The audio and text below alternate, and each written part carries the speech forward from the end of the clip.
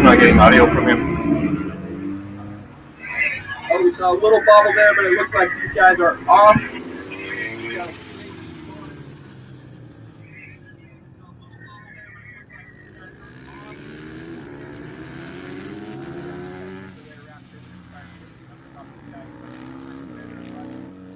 this race gets underway, it looks like out front we actually have Jeff Rydolph with Toxic Moto in the number 2 position. I believe that's the 262.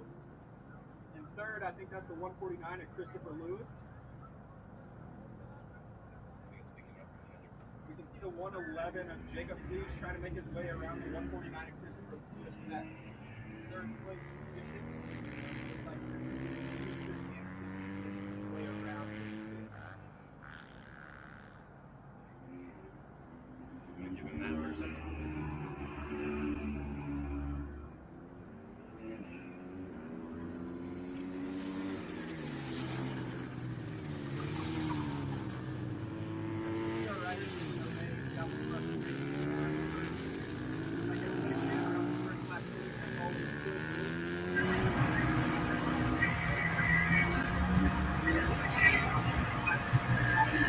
You see our leader out there, Jeff Rydolph, on the start bar. That is actually an electric bike. Kenny, what do you think about these electric bikes? I think they're pretty cool. They have a whole lot of torque, and they're a lot easier to ride, it seems like, than a gas bike in a lot of situations. Yeah, it really looks like Jeff's able to just be smooth out there, kind of roll the power on as he needs it. That bike, like you said, does look really smooth as we see them making their way around here to the final turn. But it looks like the 262 is not going to let him have it easy. You see the 111 Jacob Leach made his way around the 149 there.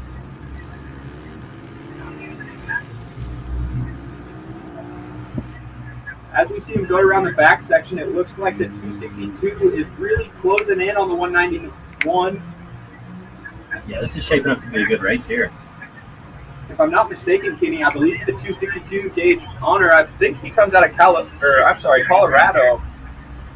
I believe I heard that he's one of their local motocross racers. I think Sean Butterman and kind of that New Mexico squad pressured him into coming out and racing the North American Supermoto Shootout this year.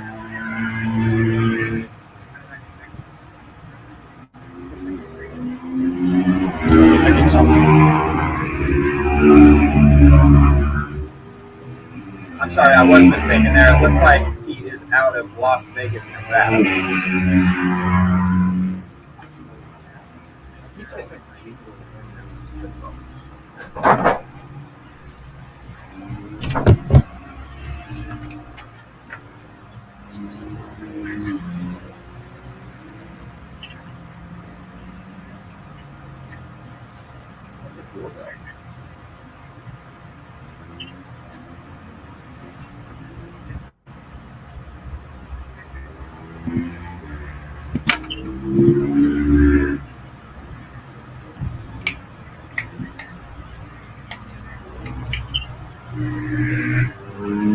See the 111 Jacob Leach. It looks like he is closing in a little bit on your lead group, the 191 and the 262 out front.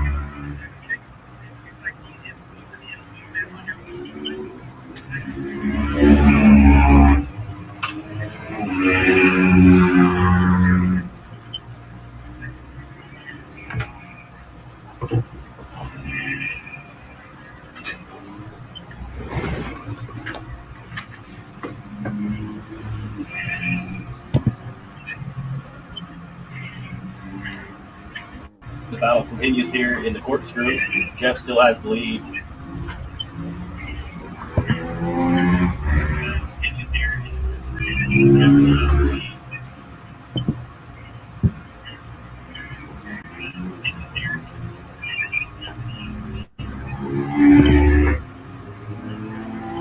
We can see them making their way here around the final turn onto the front straight. It looks like the 262 is still right there, just trying to chip away at that small lead that the 191 has. Here we see the 111 making his way by in third position.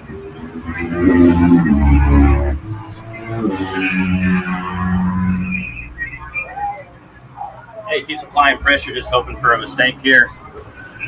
Yeah, and I'm sure being in Jeff's position on that start, that bike doesn't really make any noise, so he can really hear that bike behind him, and kind of every time that guy gets on the throttle, then that's right in Jeff's ear, just hearing that KTM bark. Yeah, here's him on the right. He just moves over to the right a little bit. Here's him on the left. Moves over to the left. Just blocks the line.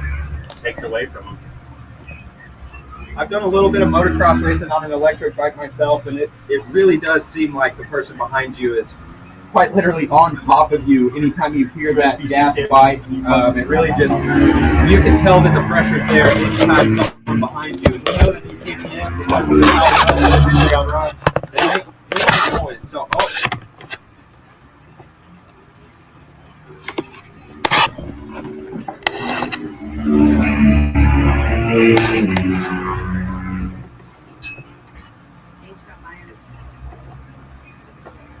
as we see the riders making their way down the front straight into the first turn, just checking in with the 149 and the 252.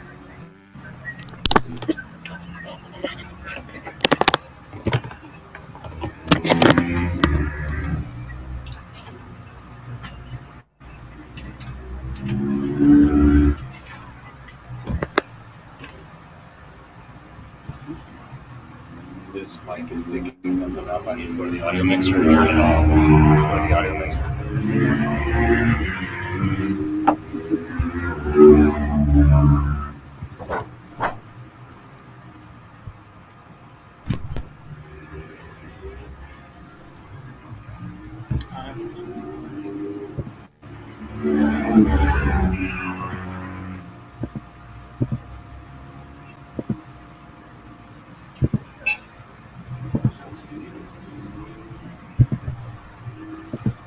Can we take this off auto while we're Yeah. troubleshooting? Which camera is this?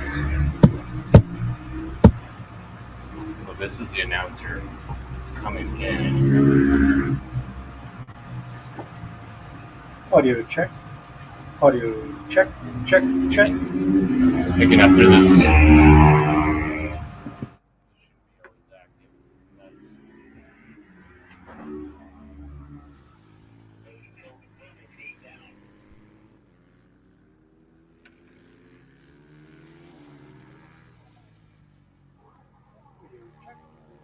That's going to hear. That's going to hear. That.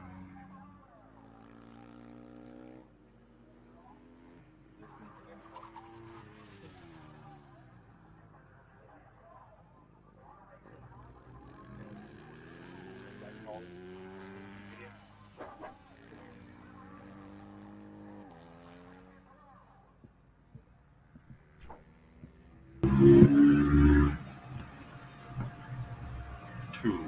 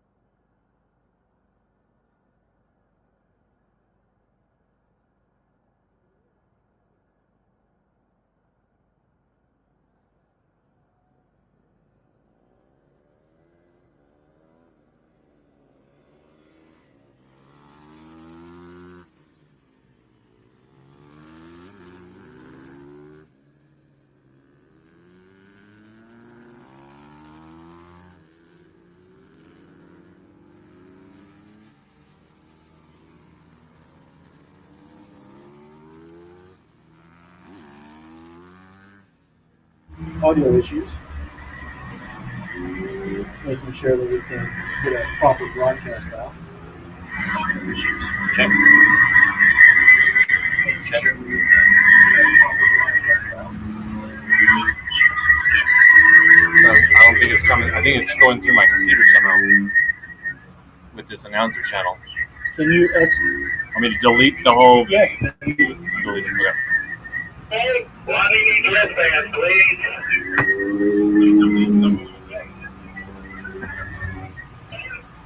No, it's gone. It's already been gone. Try them again. Try them again.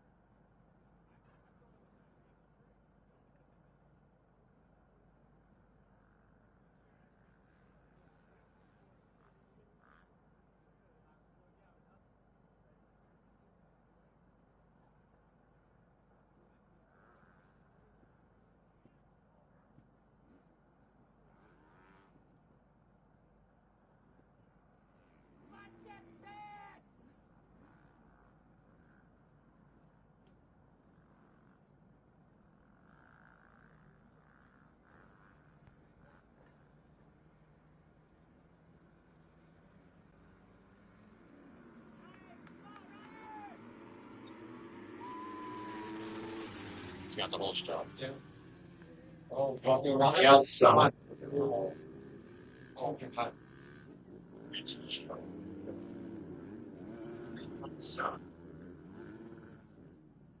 Let's check the road audio.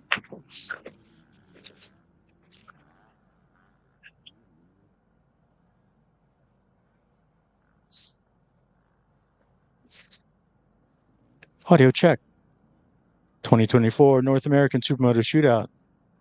Working through some audio technical difficulties. And here we are. I'm going to hand this over.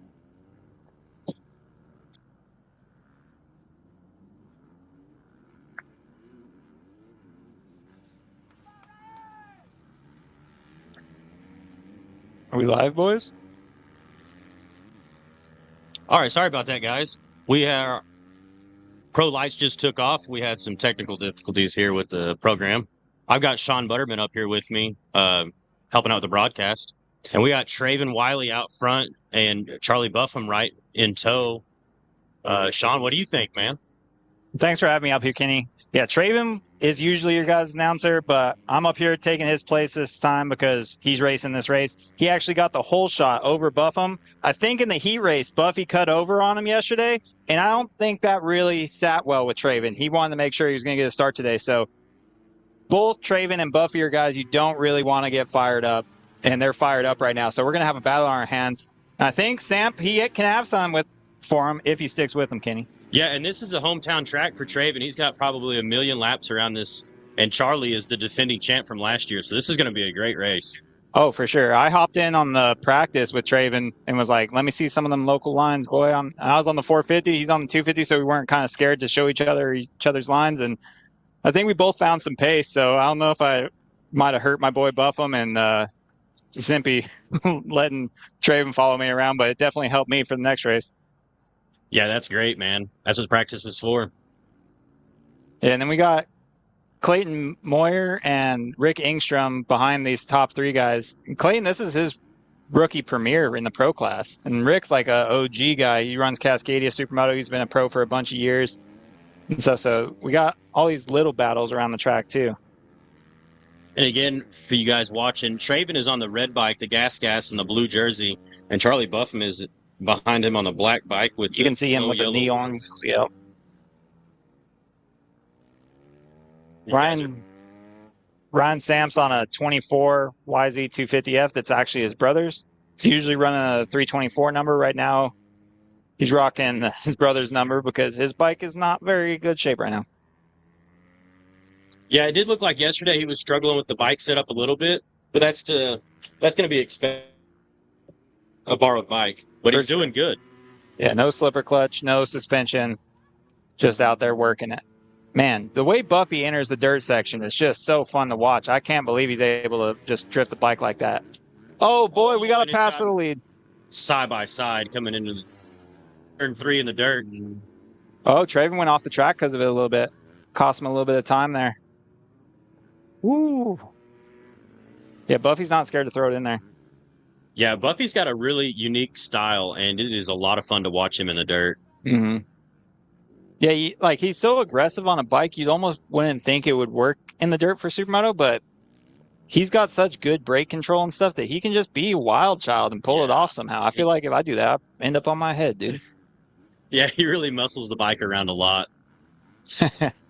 Now that Charlie got around, we'll see if he can open it up and get away from Traven. Yeah, it'll be interesting to see. I do think Charlie has pace in the dirt, but Traven, with all his local knowledge, I think maybe he'll be able to rally some of that back on the asphalt and stuff, but we'll see. I don't know how much he's been riding. I know he's coming back from I think a collarbone injury, so I'm not sure how fit Traven is right now. Buffy, you can almost never doubt his fitness. He'll run both classes all day long, be torn up, can't walk at the end of the day, but he's going to make sure he completes every moto. Yeah, he does it with a smile on his face. Look at that handoff. What is that doing? Flat track? Come on. Here's Sampy coming in third. No man's land here. That's always a tough position to be in. For sure. Yeah, I kind of told him to remember this is the first moto of 2 motos, so if it's not going well for him, then he needs to kind of save his energy, make sure he can come back prepared and ready to fight for the moto that really counts toward the overall. Yeah, absolutely. Starts are really important. So it's good not to wear yourself out too much here in Moto 1. For sure. If you're going to be stuck in third, I'll just take it, save energy for the next round. Yeah. And I mean, they're spreading out a little bit, but man, I'm interested to see what lap times are.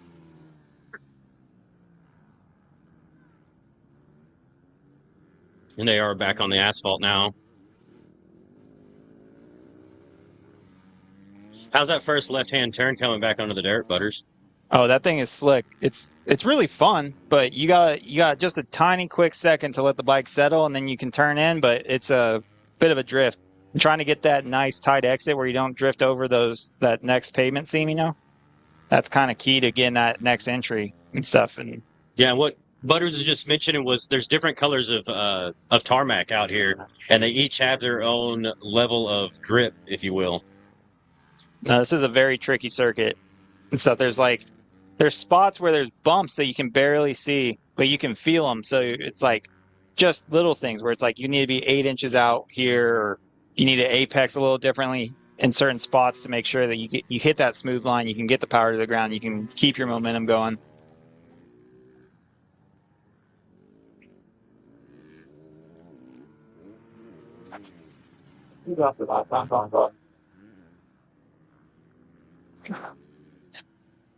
So we got Charlie doing 135s and Traven in the 136 in this last lap. So he pulled out just a little bit on him, but not quite a half a second, which is pretty good. Yesterday, the track was shaping up to where once it dried out, we were kind of 136s. So right now, he's pushing a real good pace as it's starting to dry out. He's definitely laying it down.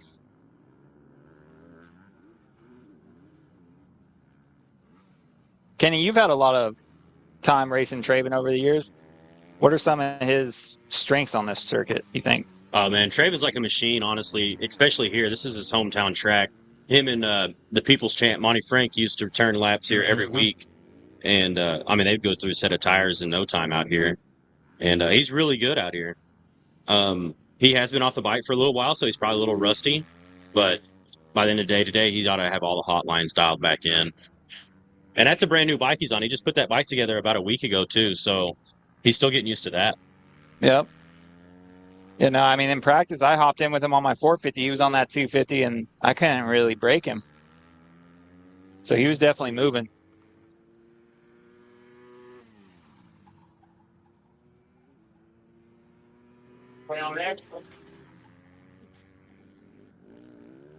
Simp and Sam pretty much quietly third. Rick's still kind of hanging in there, though. It's the most laps I've seen Rick do all weekend.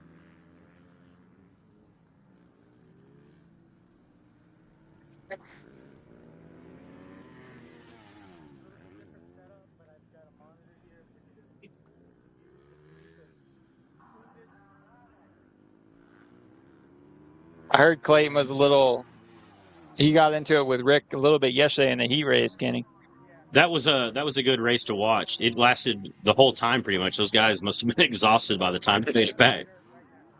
Yeah, at one point Rick made contact with him, and Clayton felt like he heard Rick yell, "I'm going to take you out." I'm not sure Rick's that type of guy, but they did make contact at one point. Most of these guys are different guys behind the helmet. Oh yeah, no, being a racer is a weird Nice gift. off the track and just animals on the bike.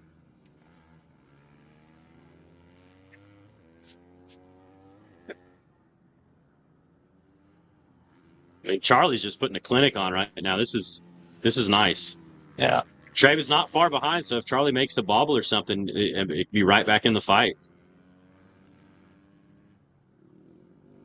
And I feel like Buffy's kind of adopting a more, I don't know, I want to almost call it European style, where he's starting to focus a lot more on his body being more forward on the bike and kind of keeping a central movement on the pavement. Yeah, you still see his old style peak out, but feet on the pegs. You know, it's strange. He doesn't have a whole lot of flat track experience, but he rides a lot like a flat tracker in the dirt. Elbows low. Mm-hmm. Well, he runs his Renthals rolled back like he's Carmichael or something. I don't know if you guys remember Carmichael back in the day on those Hondas. He had the bars folded down on his lap. I don't know how he rides like that, but he goes good. He's got it figured out for sure. Oh man, they're shortly here. They're gonna be coming up to lap Steve Ingram. So that was last year's SMEC 250 champ. Yeah, and Steve does a lot of the dirt work. He helps a whole lot off the track too, so he's likely pretty tired. We've been working him pretty hard this weekend. Oh yeah, no, he killed it with the dirt this weekend for sure.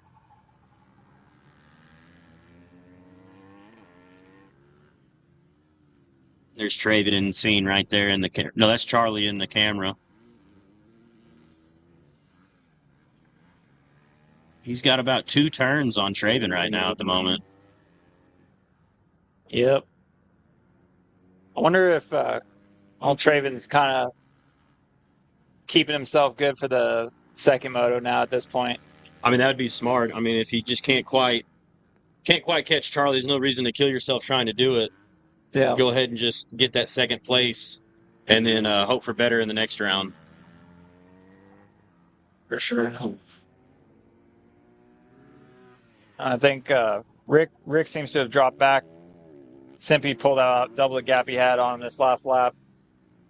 If Rick can hold it together, we're just past halfway now, and we might have Clayton Moyer up on him by the time we get to the end of this moto now. On that RMZ 250, you know, most people don't agree with me. That's number 1 250 right there. RMZ 250, number 1 bike, number 1.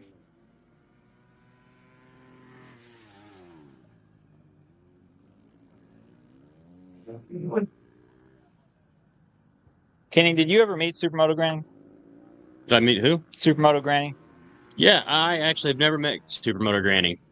Just Facebook friends? Facebook friends. So we got Jacob Rando out there. He's on Supermoto Granny's bike. She got injured.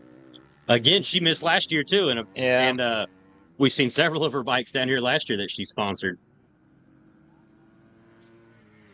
Perfect. So the last lap, we have Charlie at a 135.9 and Traven 6.5. And their best laps, Charlie did a 134.4, which is ripping. and Traven's best is a 136 flat. So Charlie's definitely got a little bit of pace on these boys. Making you a little worried for the 450 class? I'm definitely worried about Buffalo for sure. Because, I mean, everyone that knows me knows I'm not the best starter. So Charlie's a real good starter. It's going to be hard to get in front of him on this track. So my only hope is I can learn some stuff off him come the Open Pro class and see if I can maybe figure out a spot to make a move. And then hopefully we can drag it out to have a good battle on our hands. Yeah, it's always great for us to watch. It's stressful in the moment, though, when you're on the bike. Oh, yeah, for sure.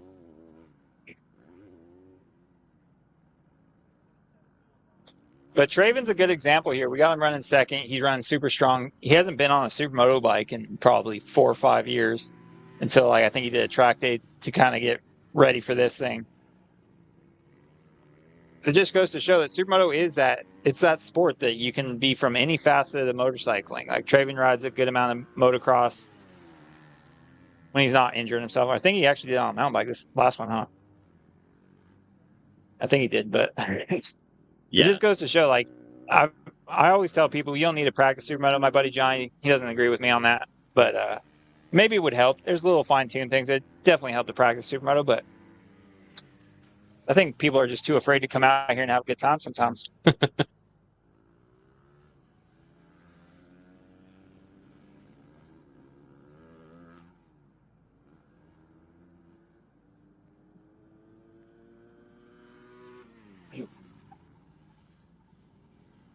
We got 3 laps to go here, and you're watching Charlie Buffum about to hit the dirt section now. He's just got such good style coming into the dirt. He's the only guy drifting into that turn, drifting off the asphalt into the dirt like that. And it looks super sketchy, but that dude's been nailing it every lap the entire I'll weekend. vote that it is super sketchy. There's that bump, how it forms kind of exiting the asphalt. I'm trying to square up and get over it clean. Charlie goes right over it, slaps bike sideways. I don't know how he's holding on to her. Yeah. You see some of these guys will try to make the turn before you get into the dirt where you have more traction and try to come straight in on the dirt. And Charlie, if you watch him, he will just drift straight off the asphalt into the dirt. Here comes Charlie back on the asphalt now. Nice, beautiful, mild little drift. Here's Traven. Wiley coming back on the asphalt. That left-hander right there can be so slick. Oh, yeah. And that one can catch you off guard pretty easy. There we got the Suzuki Stronghold Claymore going in the dirt. I feel like Rick's picked it back up. He doesn't want Clayton catching him.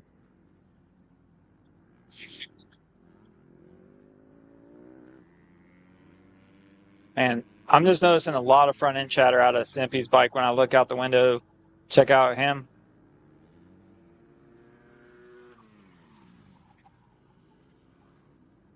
Beautiful slide into turn 1. Now watch this whenever he pitches it back into the dirt. Well, that wasn't as good display as earlier, but either way. Dude, the turn 1 here is so fun. It's like the perfect slide corner. That's great. Yeah, these guys are reaching on these 250s about 75, close to 80 miles an hour sometimes come down this main straight before they shift down about 4 gears into turn 1. It's pretty impressive to watch.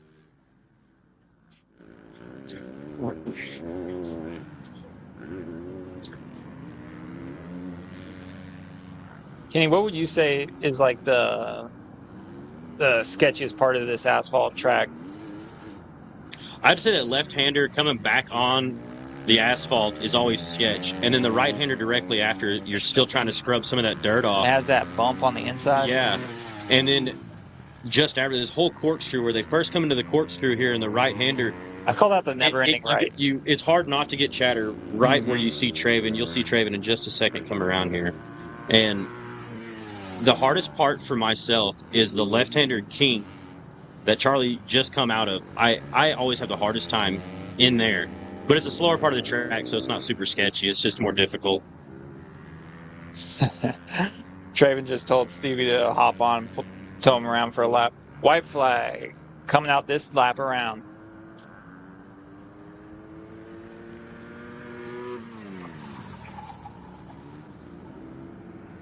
Dude, I love the feeling of floating into turn one. That's great. I can get those good no slide or a slide with no rear brake, just transmission. Beautiful. Feels so good. And they're on the last lap now. Looks like Charlie's going to wrap this one up.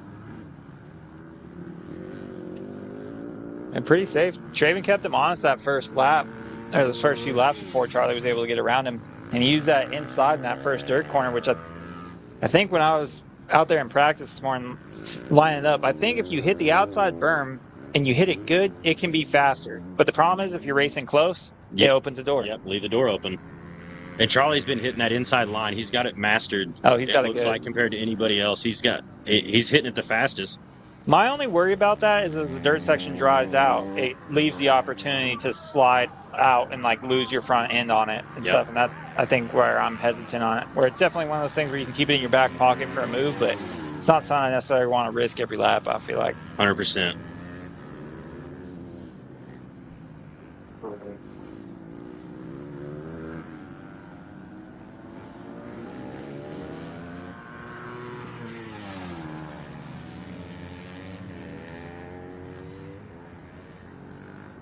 Charlie's coming around on the last couple turns here. We might see a little victory wheelie coming around. Oh, yeah. Buffa can throw it up for us. We won't see no wheelies out of Simpy now. Yeah, there's a wheelie right there. Good job, Charlie. Good old stand up. We got Traven coming around in second place. Also doing a nice wheelie. Also doing a nice wheelie. And then Ryan Samp. Yeah, let's see if Simpy will give us a wheelie. No dice.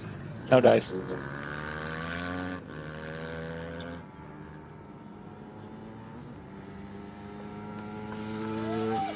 Well, thanks for coming up here, Sean. Good luck today.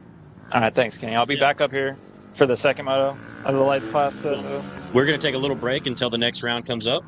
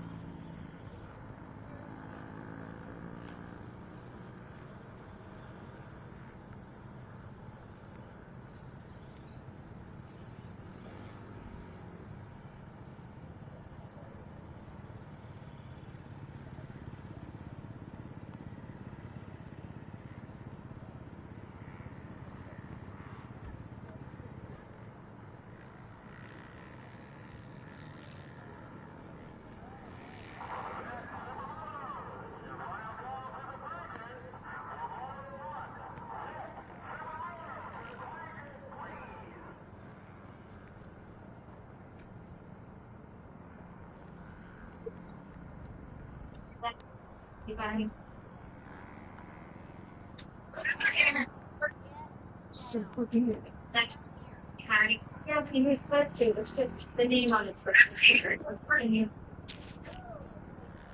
And the guy, guys, it's just the name.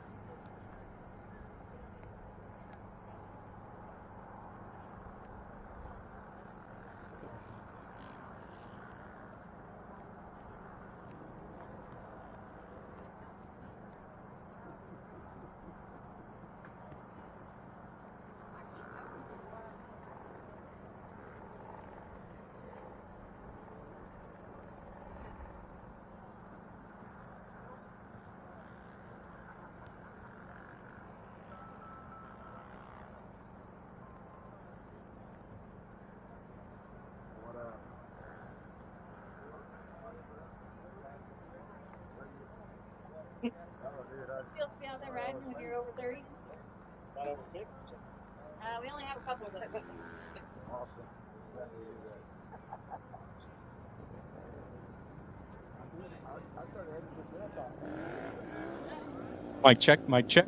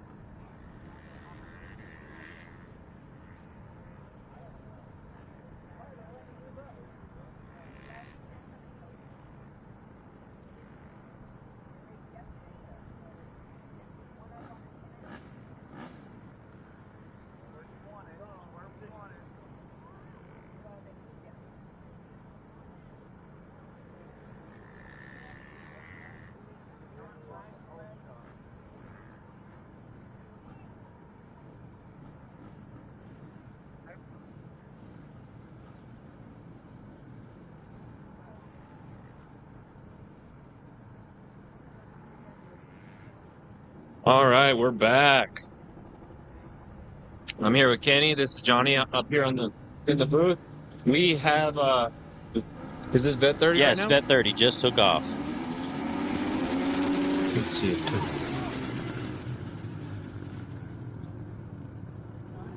It looks like it's JC. JC Bernier with the whole shot. Yep, on the Stark Varg. Those Starks pull. Oh, he's got a good gap right here in the dirt.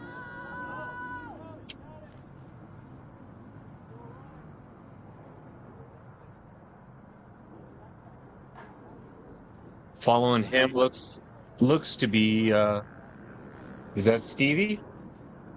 No, that's not Stevie. That might be Chris Tucker. Chris Tucker.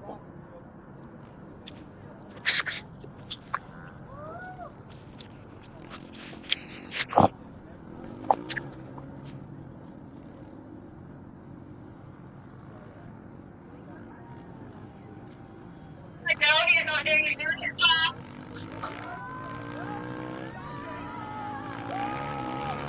They're back on the asphalt here.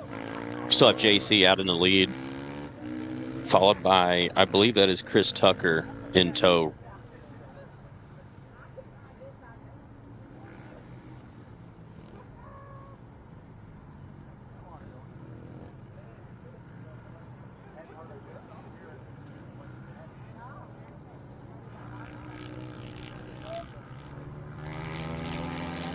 That's Stark Varg. These guys, he's not having to shift. He has no transmission whatsoever. So the engine braking is a little bit different, so you won't see him sliding as much. He's got a right-hand brake, actually. Or Left-hand brake. rear brake. Where your clutch would be, typically. Yeah, and it doesn't that drag that the motor has, so the rear tire doesn't want to slip around and slide. You can turn up the regenerative braking on the Stark Vargs, but it does not compare to clicking down 3 downshifts, you know? Yeah. Oh, we had a crash here in the dirt section.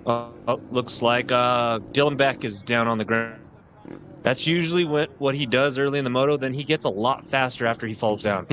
I've seen him race our local flat track a few times. I think he's won a few championships out at Sandia Speedway in New Mexico. I think he was champ a few times.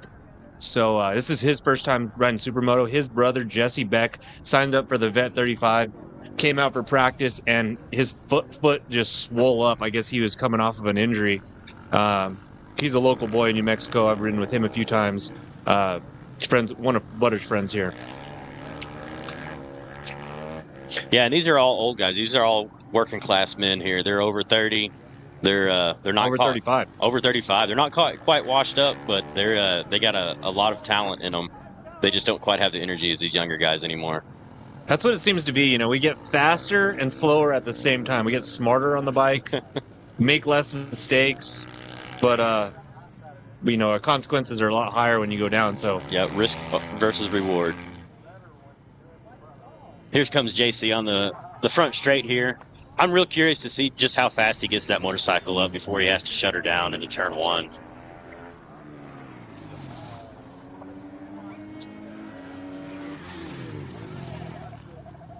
Yeah, we got a guest here up in the tower, Monty Frank, the people's champ. Come here, Monty Frank. Let's have a chat with you. He's X Games qualifier. He's been all over the world racing. He was on Team USA one year. Yeah, here. Hey, Monty, how's it going? It's good. It's good. Out here watching the races, watching everybody have fun. So this is your hometown track. What are your thoughts of today and how the track conditions are? It's good. The weather's a lot cooler today. It's a lot better. It's better for all the racers, better for the dirt. The track looks good. Looks like everybody's having a good time. Yeah, yesterday was kind of a scorcher. It was nearly 100 degrees out here, and it was kind of hurting these guys. Some of these guys aren't quite used to the Yeah, when you the get heat. fat and old in the plus 35 class, it kind of gets you in the heat. Like Yeah. a fat pig. Yeah, we've got guys from all over the North America. There's guys all the way from Quebec, Canada down here this week, and I'm sure the heat wasn't easy on them. Well, that's all right. We've got these couple Oklahoma guys in second and a Kansas guy in third. Yeah, and in second place there, is that Chris Tucker? Yeah. That's Chris, a friend of yours, right? Yeah, Chris Tucker, he's real fast cross-country guy. He's been a supermoto. He's raced cars. He's kind of done a little of everything. He did the AMA stuff back in like 2007 with me for a few years. So, yeah, he's fast. It's just he probably hasn't rode a supermoto bike in, God, I bet 10 years. Well, he hasn't forgotten much. He's running it strong in second place. And you say races cross country a lot. That's what's neat about supermoto is that you'll find guys who do flat track, motocross, cross country. I mean, some of these guys race ice bikes in the wintertime. I mean, it's all sorts of disciplines come and race supermoto. Yeah, for sure, because it seems like every sport transitions into helping in supermoto, whether you're a road racer, motocrosser, it means you're faster in the dirt, you know. So there's a lot of things that kind of equals out. Oh, and first place just went down. Oh, no. Yep. Oh, we should have a battle now. We'll have it on camera here soon for you guys, hopefully. He's back up and going. So do we have a lead change? It's Chris Tucker's out front. All right, Chris Tucker's in the lead now. Heck yeah, Kansas, local guy. He only lives about 3 hours from here. Some of these guys had to travel 30-plus hours to make it here. Yeah, we're lucky being here in the central United States. So it's not as far as travel for all of us. So JC Bernier, he's back in third place now. And we'll see if he can make any positions up with that Stark Varg, all that power he's got. Crashing always wears you out, though, even if it's just a little bobble like he just had. There you go, Barney to the front, just past Chris Tucker. Oh, this is an excellent race. Ooh. A nice little slide in here. Ryan knows this track well, too, though. This will be his home track.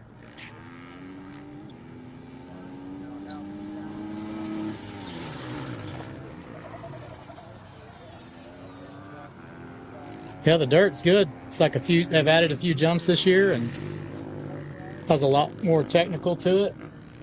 Yeah, and that's great because last year we weren't able to run the dirt. We had some very bad weather last year, and we weren't even able to run the dirt section. It was so bad. And this year's a whole lot better. Everyone's been having good things to say about the dirt all weekend. Yeah, it looks like I might have to come out of retirement for this next year. We'll see. That would be fantastic, Monty.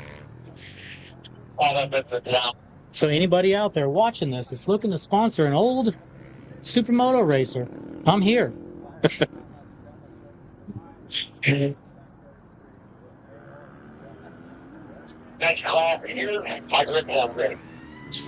So the fastest lap we've got is a 1:38.59 by Ryan Davis, the farmer out of Kansas. And he looked good all day yesterday too. He was a lot of fun to watch. He's just to the point. I mean, there's nothing fancy, nothing crazy. He doesn't get out of control much. He just hits his marks every lap. And when you're 135 pounds wet, it kind of helps. He's got equal power to the electric bike. Yeah, JC Veneer's making a charge here, it looks like.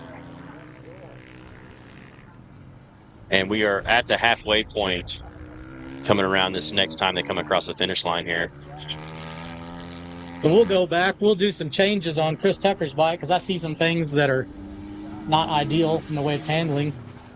We'll help him out and see if we can't get him up there racing for the lead. Yeah, bike setup can be challenging here because it's a take and give from the asphalt to the dirt. And a lot of times you make changes for the asphalt to improve asphalt times, then it sacrifices your dirt and vice versa.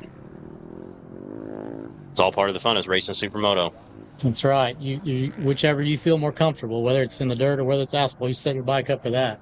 Yeah, it's fun because some of these guys will just hit burners on the asphalt, and it's just unbelievable how fast they are. And then and you have other guys that'll just blast the dirt, and then maybe take a bit of a rest on the asphalt, so that way they have the energy and the to make the dirt sections, the time up in the dirt sections.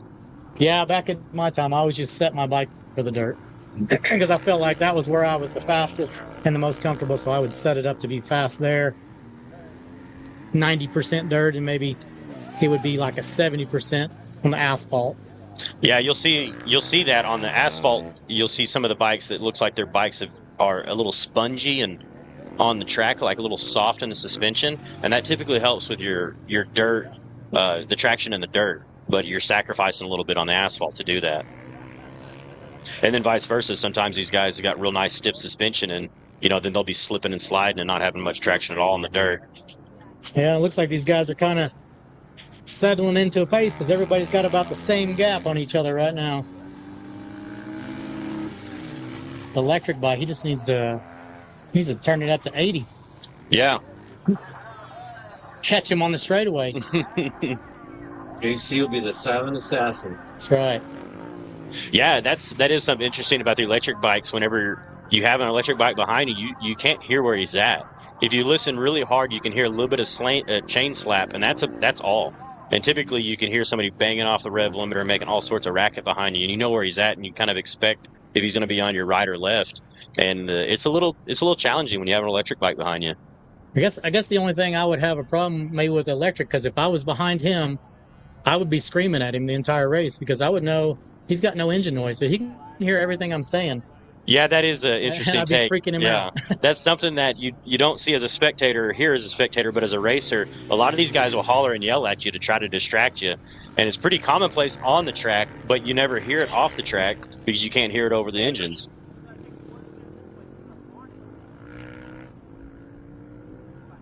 Yeah, Chris Tucker, he's trying to make a comeback. Okay. Ryan Davis might be starting to fade a little bit. Those 2 cheeseburgers he ate for lunch probably setting in now.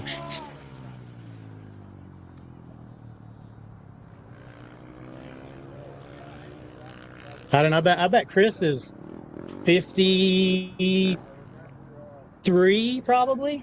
Man. So still going good. And we're coming around on our white flag lap right now. So this is the last lap of the race.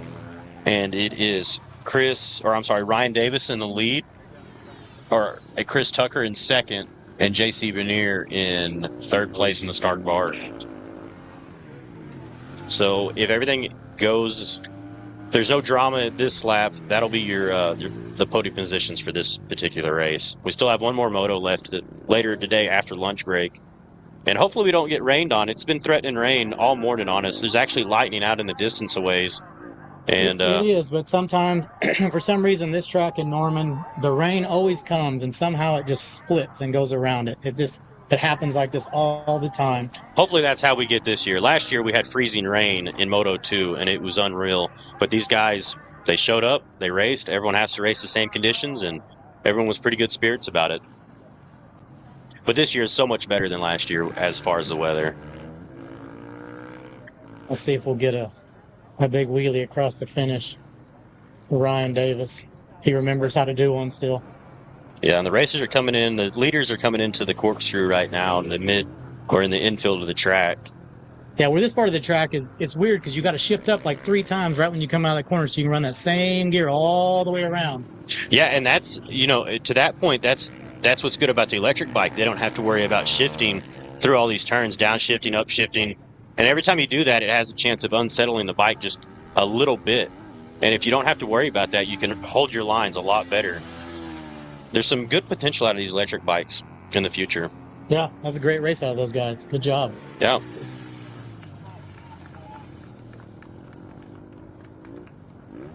Well, Monty, thanks for coming up and hanging out with us for a little bit here. I think we're going to be switching over to the post-race interview in just a second. Sounds good. And then we'll Good be to see taking you a guys. short break until next up will be the ladies and kids. So we'll see you soon.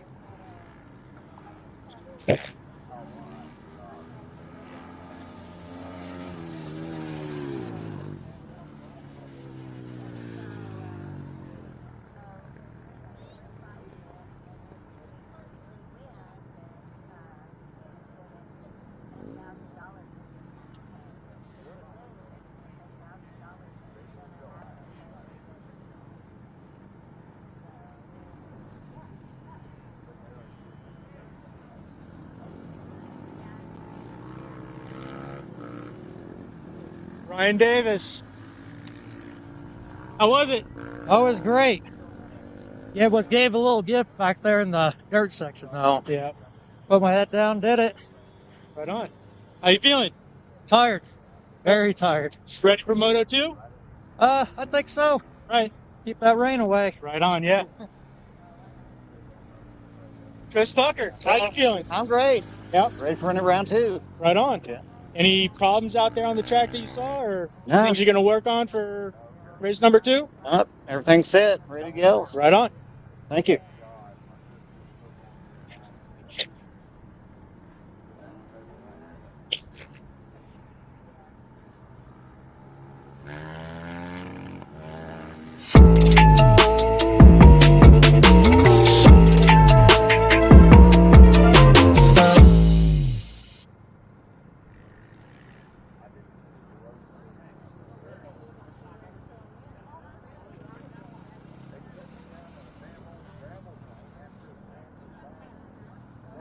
Unclicked. Doesn't quite have the grip it had in practice, so I went in a little hot and ran out of talents and crashed.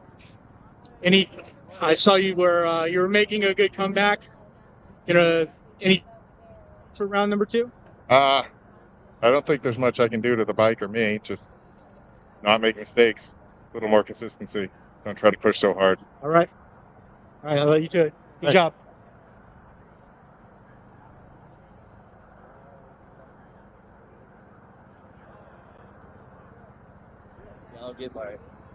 I want to listen.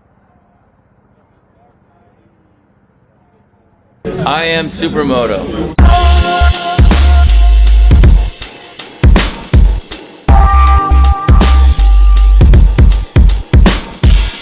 I am Supermoto.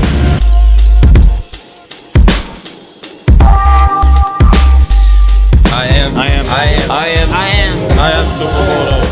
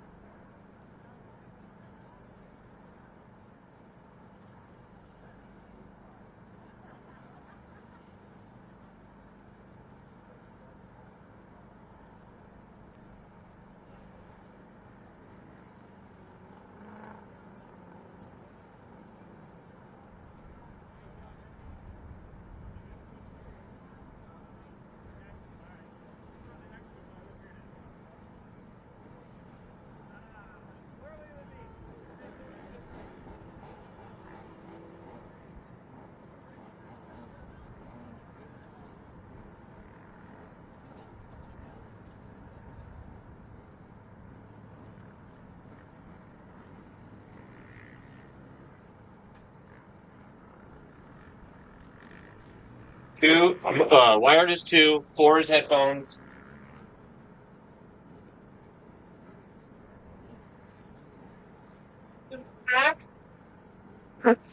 So it looks like we have our NAS ladies and also our NAS youth lining up. We see a couple of them staged back in the back there. I think that was just our kind of our faster riders from yesterday. We saw EJ. He had a little mishap in the dirt section and then came back with a big lead. So we'll see what plays here.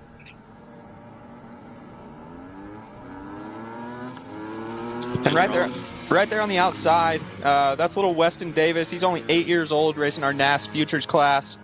It's really cool to see the little kid out here. He's riding a KTM SX E5 that they've got set up. Really cool to see the future of the sport right here in this class. Yeah, these girls are making their way through the dirt section here. Looks like our little buddy there, Weston, just made a pass on one of the ladies through the dirt section. He comes from a motocross background, so I don't think he's afraid to send it on those jumps and kind of get competitive with those bigger bikes in the dirt section. It looks like he's making it happen. Small wheels causing big problems for everybody else. Here he is. He's making a pass to the lead right here. Oh, yeah, Kenny, looks like he made his way around the 217 of Liz Penny. So that looks like we've got our little buddy Weston Davis out front leading this entire race right now in front of all of the ladies and also the older kids here in the Futures class. I was talking with his dad yesterday. Battery life is a little bit of a concern with this longer race. I think his bike with the heat yesterday got a little hot. So they're hoping the cooler temperature and maybe some sprinkles will help him out, help him conserve some battery, make it all the way to the checkered flag. Yeah, and out of the last race, the vet class, his dad won that race, right? Yeah, we've got a whole family of racers here. Yeah. Ryan Davis, and that's his son, Weston, making it happen. Looks like some speed runs in the family up there in Kansas. They've got they're farming the right stuff, I guess. That's right, Traven.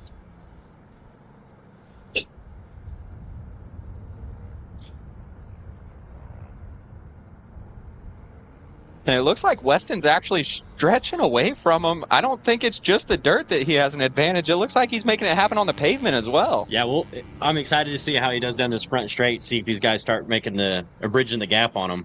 I'm sure they will. I think he tops out probably around, I don't know, 40 or 50 miles an hour. So I think they've got some speed on him down the front straight. Right here, down the front straight. We see EJ in second there. He's racing a 150R. So he's got quite a bit of power on our little buddy Weston, but that doesn't scare Weston away. He's still right there making it happen. Yeah, it looks like he got passed for now, and we'll see how he does in the dirt section here. Yeah, just like yesterday, Kenny, you'd never know. EJ could have another issue in the dirt section, and Weston could make the pass back, or hopefully EJ doesn't have any issues, and he just has a smooth race all the way to the checkered flag.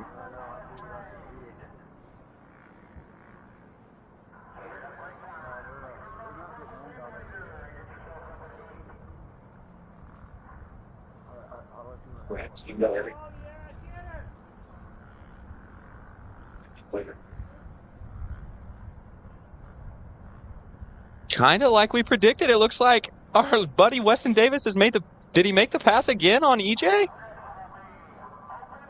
Well, he did. Man, he is a ripper. I must have missed it. I'm not sure if something happened to EJ or if EJ kind of let up to let Weston have a little bit of a battle here, because he does have some age on Weston. So making sure that everybody has some competition and has fun out here. That's the number one thing. Little Weston out front.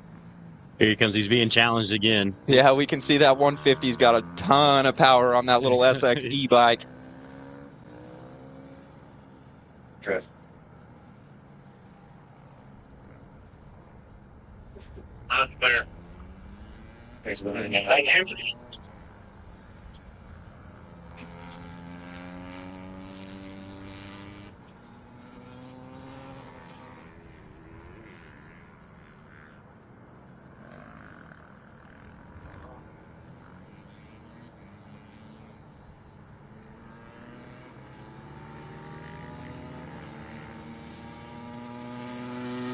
It looks like the 981 Amisha Dodge there making her way around the number 32 of Weston Davis.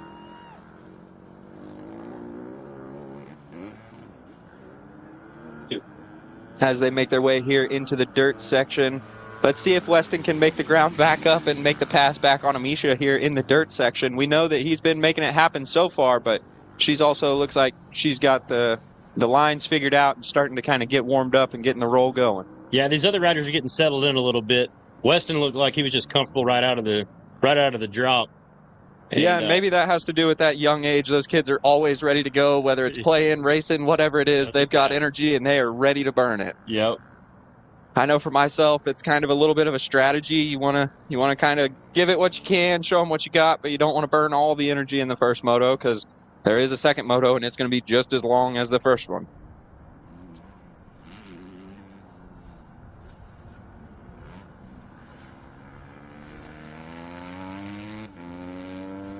And there we see our leader, the number 28, Eli Ingstrom, making his way around the back. You can see them rain clouds out in the distance in the camera there. Hopefully we stay dry today. Yeah, I think there's a lot of us here in the pits hoping that we stay dry, Kenny. I've heard people asking Jeff at Toxic Moto how many sets of rain tires he has, how much it is to get them mounted. Everybody's kind of in a holding pattern, but a little bit scrambled in the minds, not knowing what's going to happen. I know during our 250 Pro Moto, while I was out there, it was kind of on and off, lightly sprinkling. That always makes the condition a little bit tricky because you don't know where the track's wet, where the track's dry, where the traction is. So that seems to be the toughest, right? Whenever you can't quite decide if you want a rain tire or just a slick. For sure, and we can see in the background there the dark, ominous clouds across I-35. We're hoping they stay on their side of I-35 over there, and we get the little bit of just overcast that we have over here. But we see the number 28 making his way into the dirt section there, clearing both of those doubles, followed by the 981 Amisha Dodge, getting through just about as clean as the number 28 of EJ.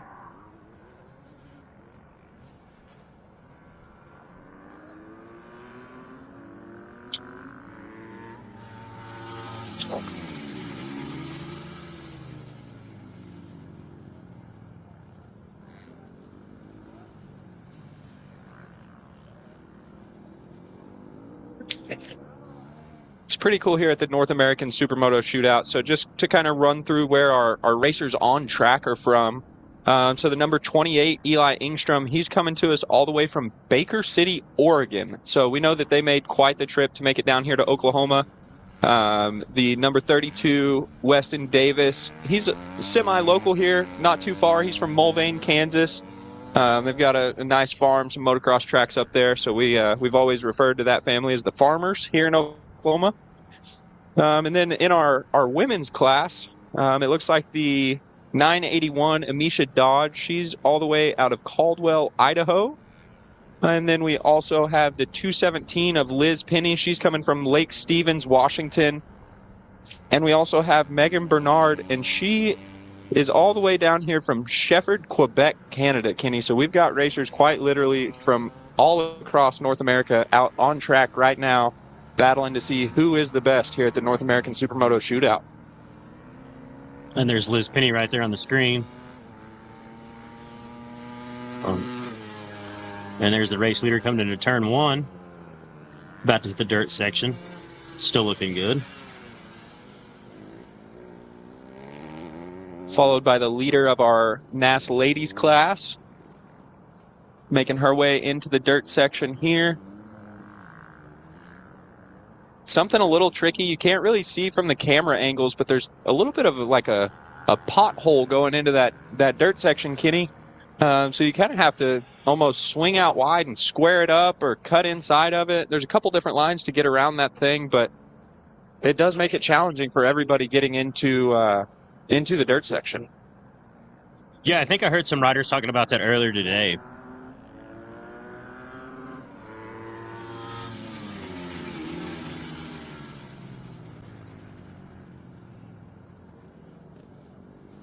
Getting word here, it looks like the 981 Amisha Dodge has set the fastest lap for the women's class this race.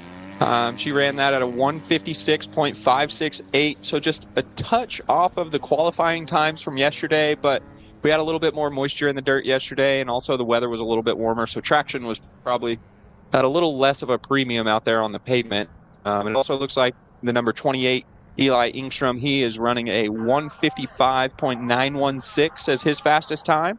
And we have the leader down right now. Oh, could be an upset. It looks like he is down there in that keyhole. Kenny, you and I both know that corner can be plenty slick, kind of just catch you out when you really are least expecting it. Yeah, absolutely. I was just mentioning earlier, I think during your race, how tricky that turn can be. And you can gain and lose a lot of time in that just one little turn there. Looks like Eli is up and back on the bike, taking off there. So it looks like everything's all right. He doesn't have much of a lead on Weston now. No, Weston reeled her back in pretty good. We saw the same thing happen yesterday to Eli in the dirt section. He had a little bit harder time getting his bike started and getting back off, so Weston got back into the lead. But it doesn't look like we're going to have quite the exact repeat of that today.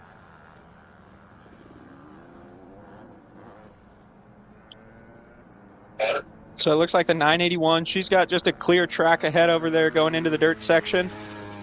Just trying to be smooth, hit the right lines. Yep, keep her on two wheels. That's the key out here. I don't think you can win. I don't think you can win anything on your head, Kenny. I've seen you try, but it didn't work out.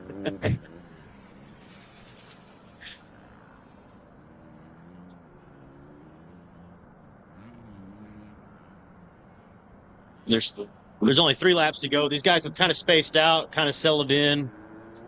We might just finish up this way. We'll see, unless we have another little bobble or a tip over. Yeah, peeking out the tower windows here, it looks like the 750 Megan Bernard, she caught right up to the back of Liz Penny. It's been cool to watch these two race because they kind of almost have a little bit of a yo-yo effect going on. So we'll see Megan kind of reel Liz in on the pavement, and then Liz kind of stretches it back out in the dirt. So it's been a really cool battle to watch.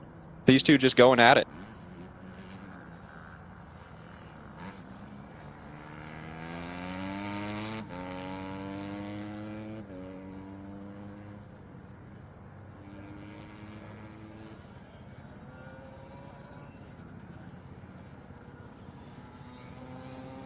Making his way through the infield there, the 28, the leader of our NAS Futures class, Eli Ingstrom.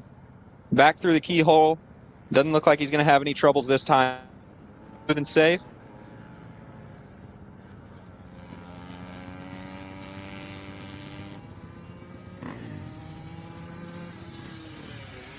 There we see our leader making her way into the first turn. Yeah, and that's the leader in the women's class, correct? We have 2 classes on the track at the moment. Futures, which is basically the kids' class, and then the women's class also. So we have 2 leaders on the track at the same time right now. Right. Did you see that?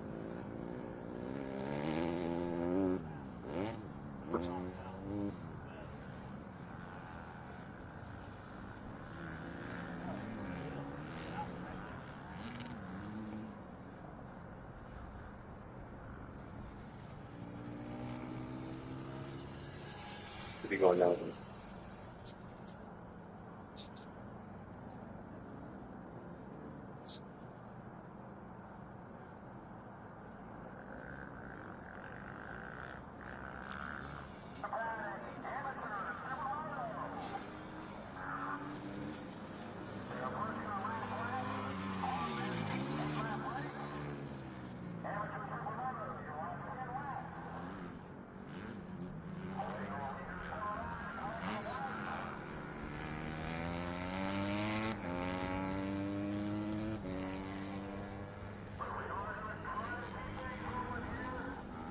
We're on the white flag lap right now, and I just got word Eli Ingstrom just set the fastest lap at a 1:52.908.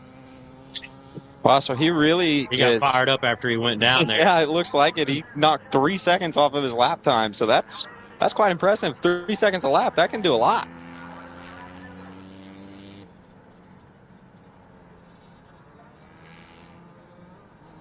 Look at that cloud in the background there, Traven. Man, I know. It's going to make for some awesome pictures, and hopefully it stays away so it also makes for some awesome racing. Yeah, it might get exciting. Yeah, everybody will be in a rush to get their race over with, hoping to beat the rain. Oklahoma weather.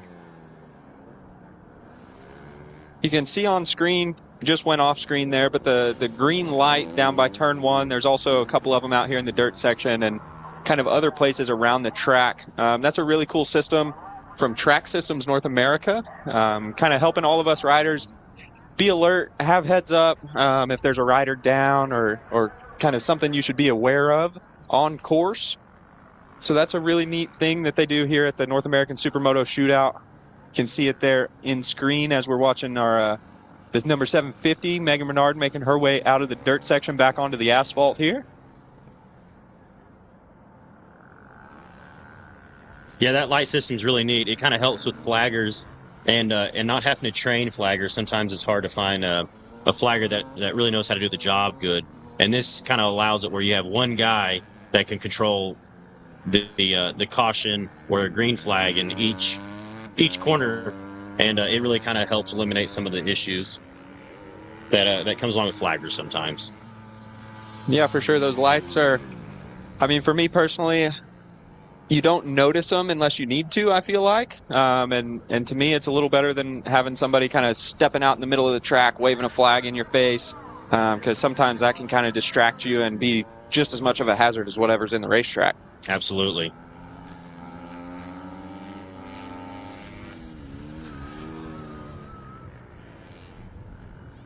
On screen here, we see the 981 Amisha Dodge making her way across the checkered flag. So that is going to be the winner of our NAS ladies class. Here's a checkered flag there. For our number 28, Eli Ingstrom. Looks like he has made it across in the first place of the NAS Futures class.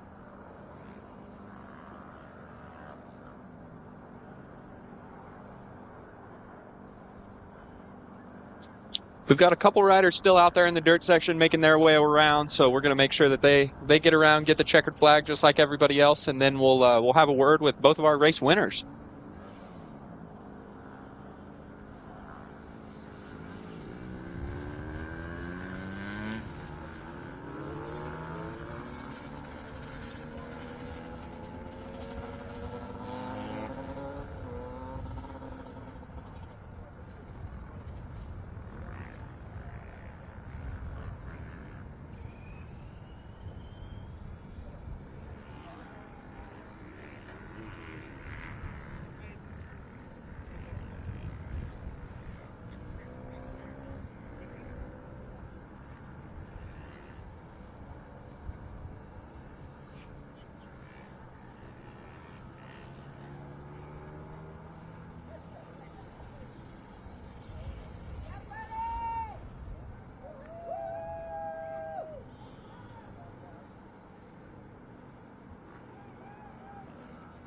Eli, NAS Futures. How you feeling?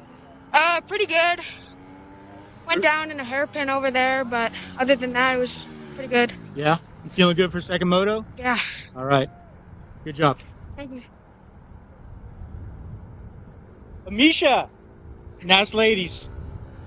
How do you feel? Pretty good. Yeah? Yeah. Ready for Moto 2? Absolutely. All right. Any changes? It's all pretty good. All right. Thank you. Sounds like both of our race winners there. Pretty happy with their performance. Eli, like he said, had that little tumble in the keyhole, we call it. But it looks like he's going to be just fine to carry on with the day.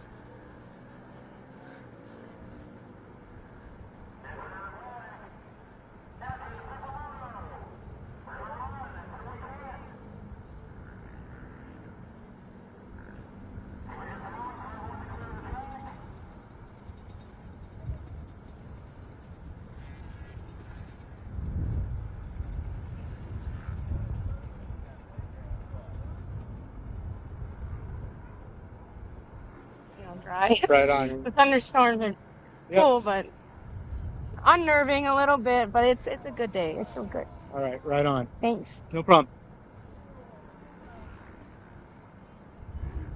Weston Davis, how do you feel? Good? Ready to go back out there for Moto 2? Yeah? Any changes? Just go fast. All right. Right on, buddy.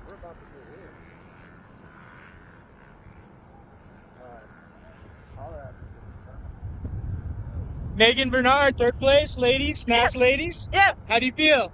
Very nice, but nice race. I'm learning the dirt, so that's fun. All right, right on. Thank you. Thank you.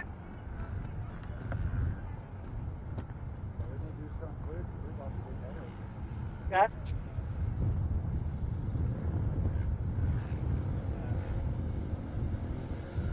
The NAS Futures and the NAS Ladies class.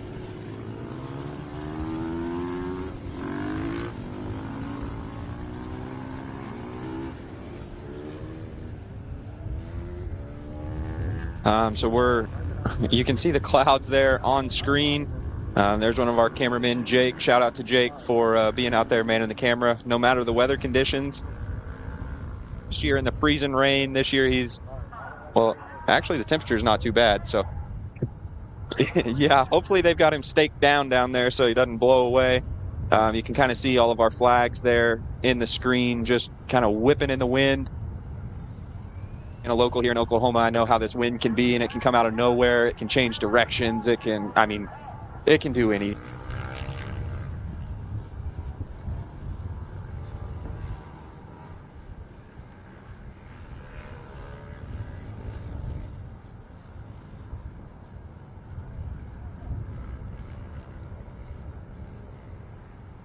Going like it needs to.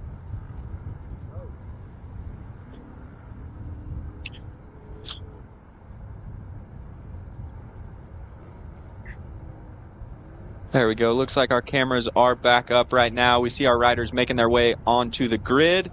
Fred's going to go ahead and get them lined up, get everybody in the right places, get their whole shot devices set. And then he's going to go ahead and send off this. Let's see, this is the NAS amateur class. So shout out to our own Johnny Bang out there in second place. Normally he's up here producing with us, but right now he's about to produce some results on the track. You know what I'm saying, Kenny? Yeah. And we apologize for this this production. We are just a bunch of dirt bike racers, and we're doing our best here.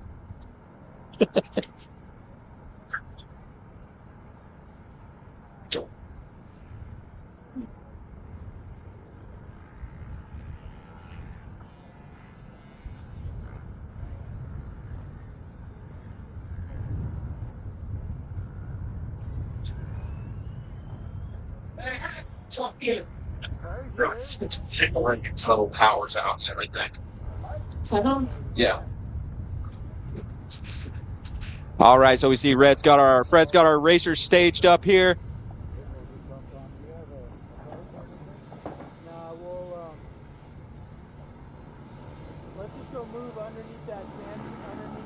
Everybody locked into the lights, and they're off. It looks like Johnny Bang with a good jump right there next to the 87 of David Geerton.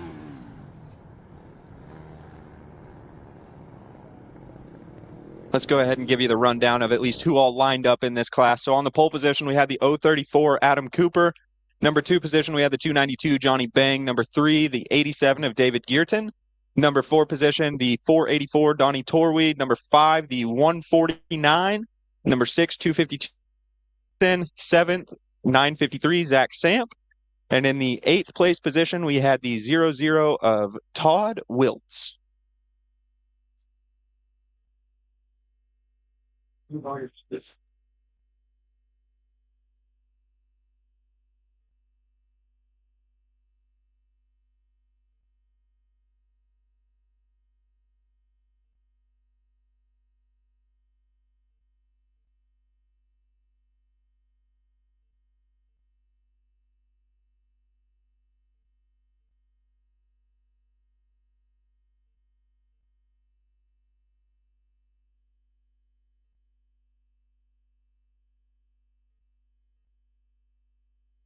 All right, so making their way back onto the pavement, the 034 Adam Cooper out front, followed by, it looks like the 292 Johnny Bang, not letting him have this one easy.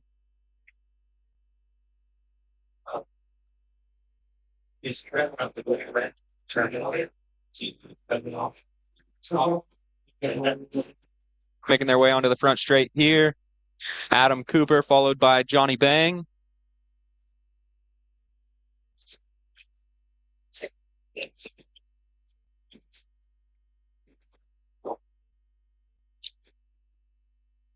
can see those clouds have kind of made their way over the track.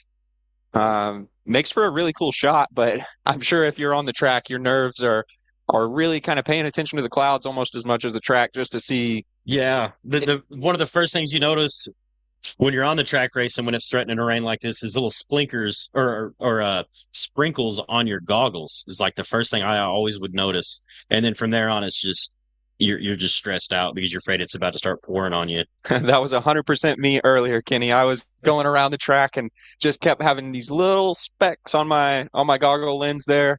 And for some reason, it seemed like the single out of the dirt section, I got hit in the lip with a raindrop like 4 laps in a row. I don't know if that was just my mind playing tricks on me, freaking out about the rain, or if that was actually the case. But Mother Nature giving you a little bit of hydration. yeah, we'll take the cooler temperatures over the 100 degrees that we had yesterday here in Oklahoma. But we can see Johnny Bang's not letting Adam Cooper away easy with this one. Johnny's really mounting a charge and staying right there with him. Yeah, and Johnny Bang is out of New Mexico, and he's part of the SMR magazine group, and he really does a lot of stuff behind the scenes that you don't get to see. Yeah, Johnny's really blown my mind just the past couple days, honestly, watching what he can do with the soundboard, what he can do with kind of everything to bring this program to you guys. It's really impressive. He knows his stuff when it comes to all of this techie stuff that's way over my head. Absolutely.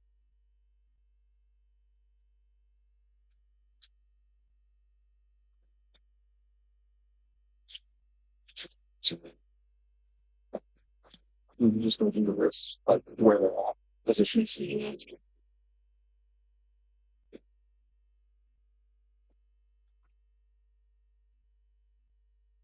Yeah, finishing up the second lap here, we've got Adam Cooper in first place and Johnny Bang in second.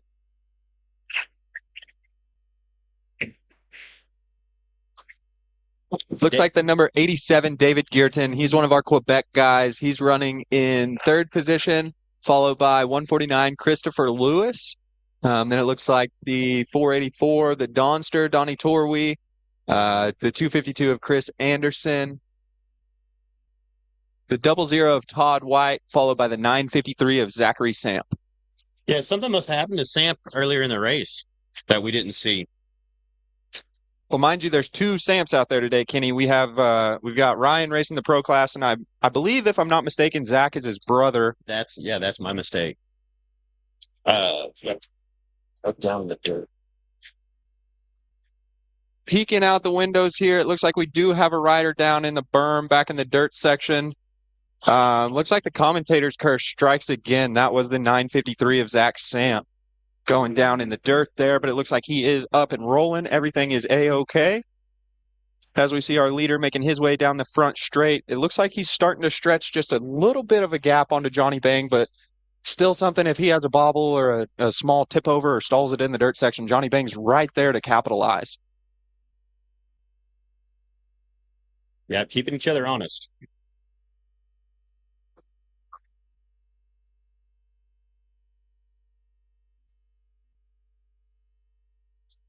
If we get rain, what do you think it's going to do to the dirt section for later today in Moto 2s? Oh, man, Kenny, it depends on how much. Looking over my right shoulder at the window, I see it's starting to sprinkle pretty big drops.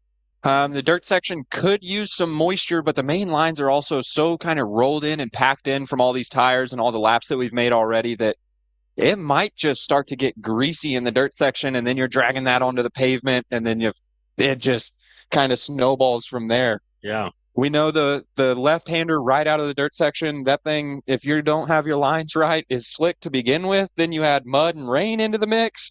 Ooh. Been there. It's tough. Hopefully, if it does rain, we just get some more light sprinkles, a little bit of moisture into the dirt section, nothing crazy. That way we get to run the dirt section all day.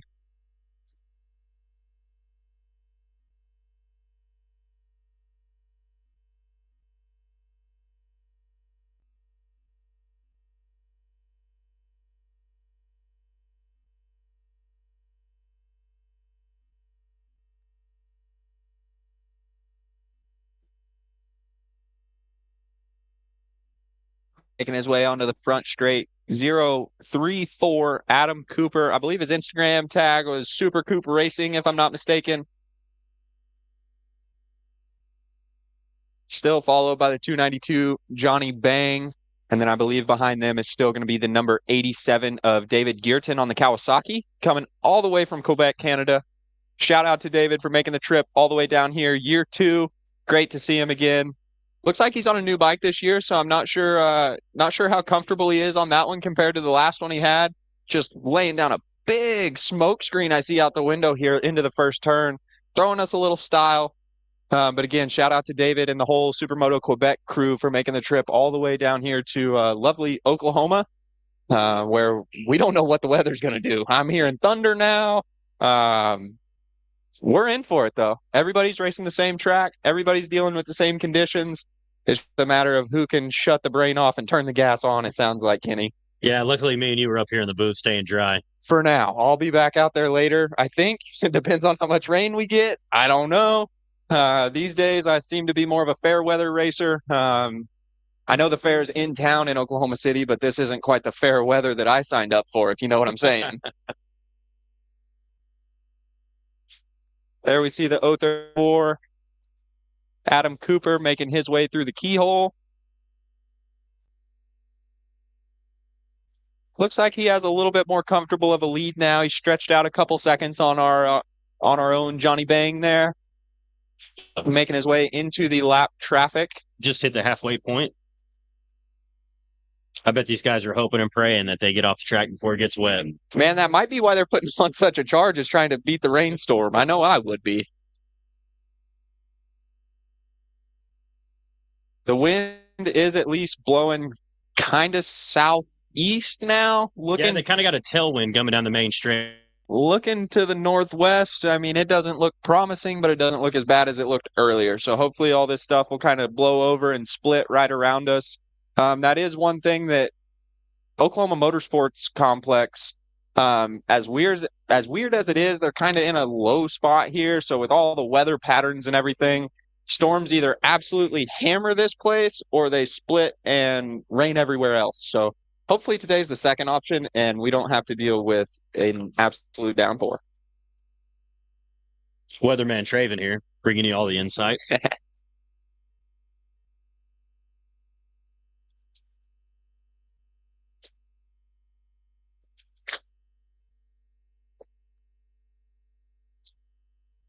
And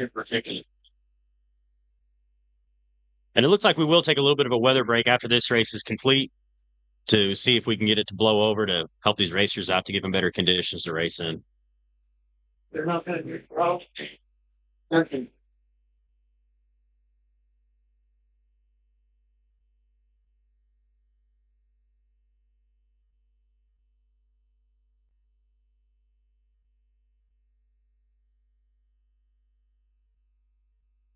There on screen, we just saw the 252 Chris Anderson making his way by. Leader 034 Adam Cooper.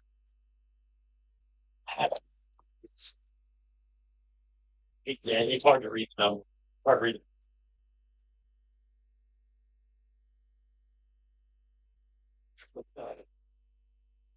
Looks like Adam Cooper's coming all the way out of Camarillo, California. Let's see if we can kind of run down this list here.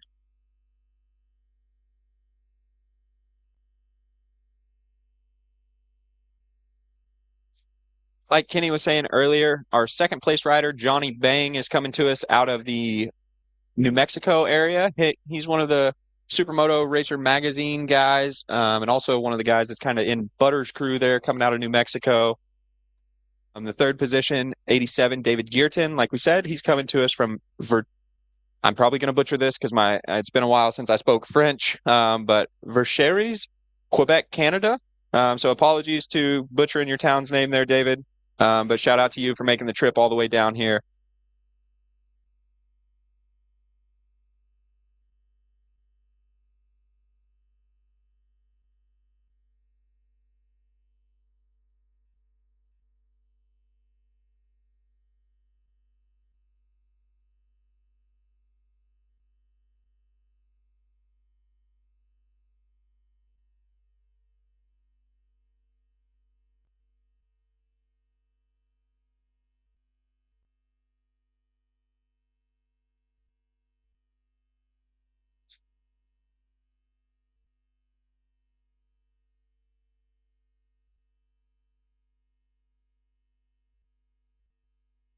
We're on the white flag lap now.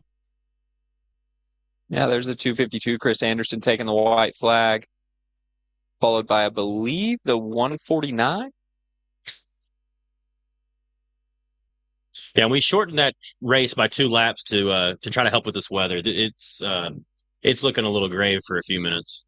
So hopefully try to get these guys off the track before it gets wet. They're on their slicks right now. They're not on their rain tires. So if it does start to rain, it could cause a pretty bad hazard for a lot of these riders because you really have to watch yourself on these slicks in the rain. It's like riding on ice.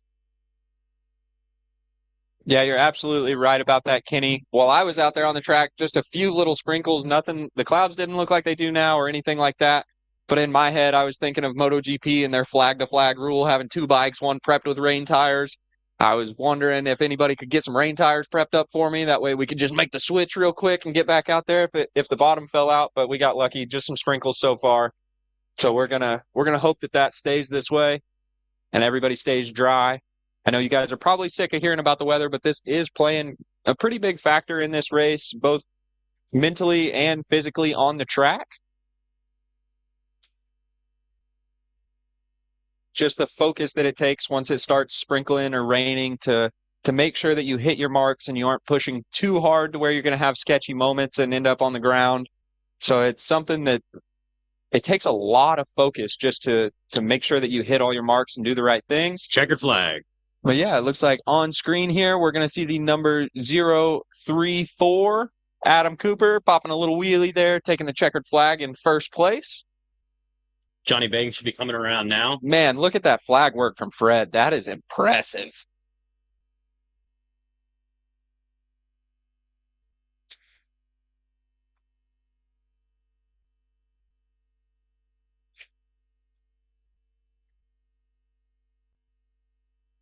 Yeah.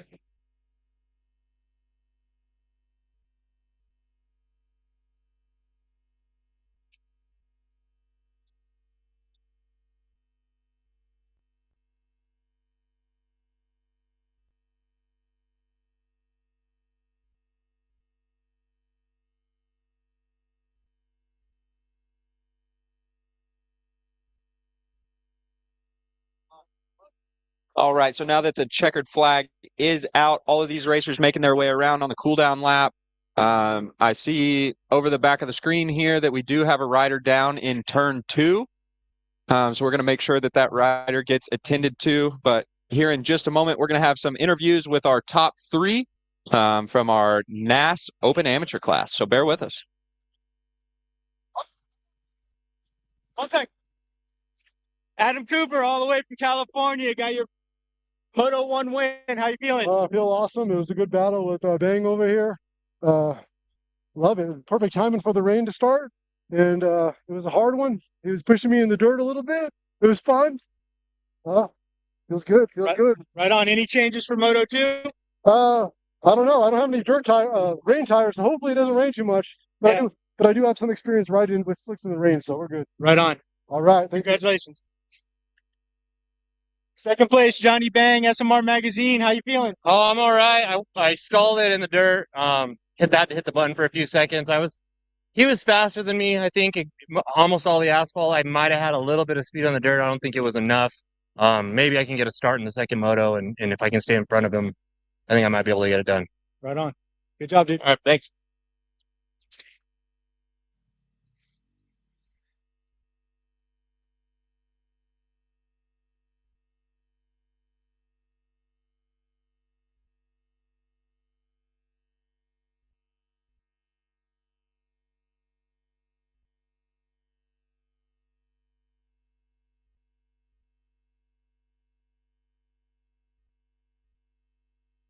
Looks like maybe they're looking for something on the track.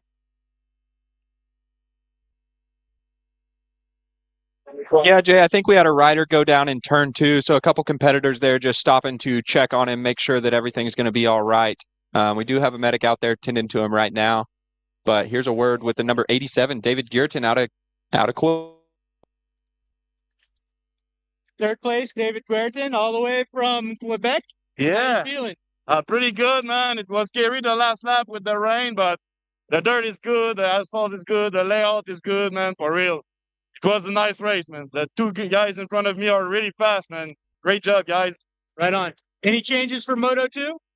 Maybe rain tire if it's gonna stay like that, but I don't. I'm gonna stay close as my setting right now. Right on. Congratulations. Thank you, man.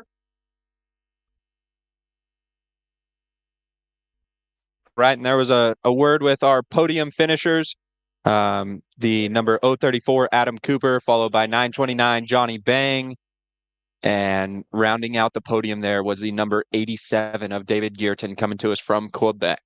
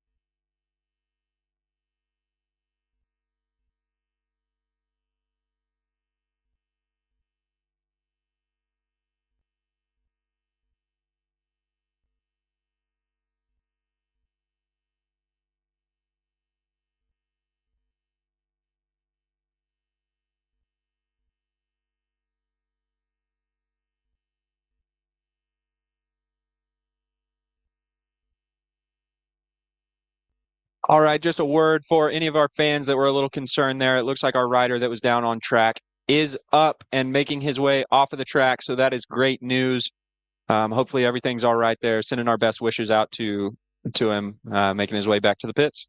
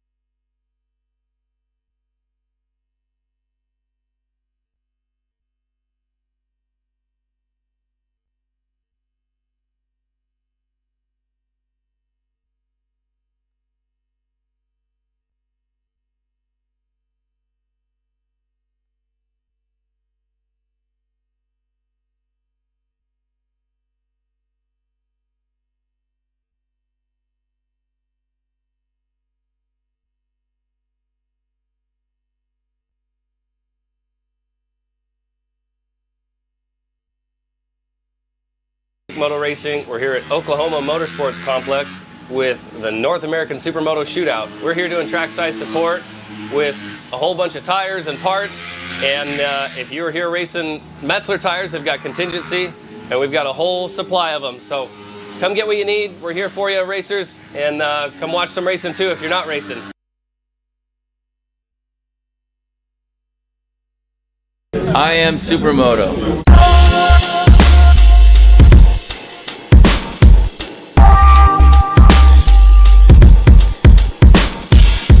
I am Supermoto.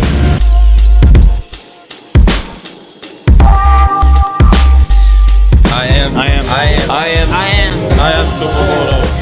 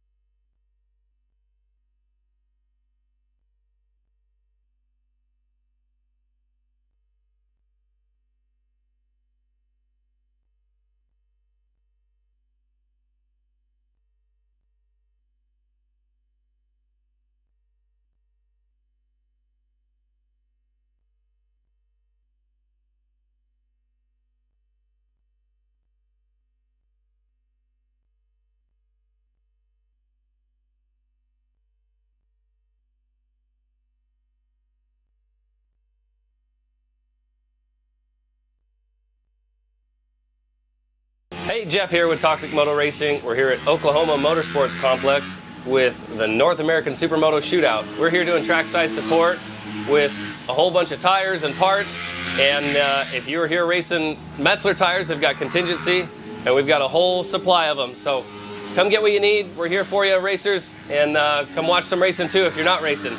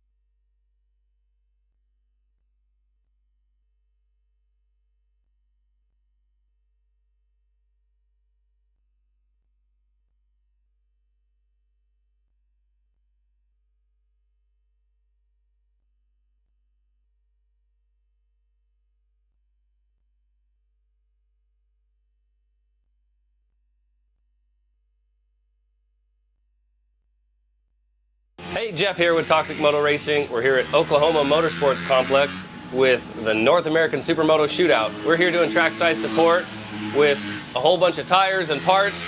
And if you were here racing Metzler tires, they've got contingency, and we've got a whole supply of them. So come get what you need. We're here for you, racers, and come watch some racing too if you're not racing.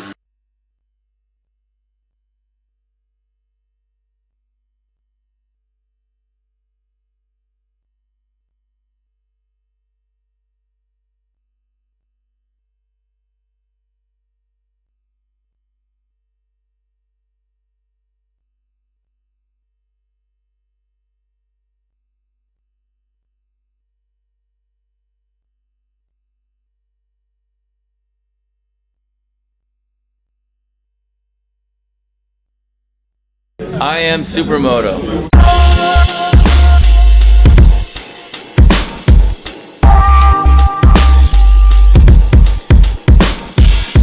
I am Supermoto.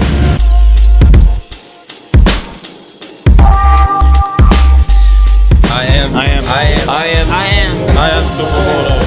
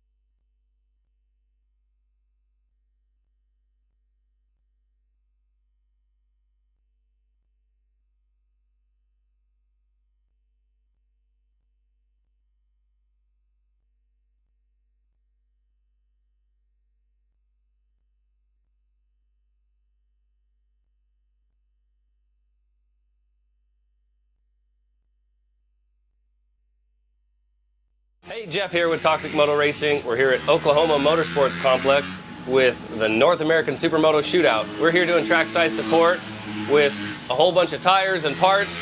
And if you're here racing Metzler tires, they've got contingency, and we've got a whole supply of them. So come get what you need. We're here for you, racers, and come watch some racing too if you're not racing.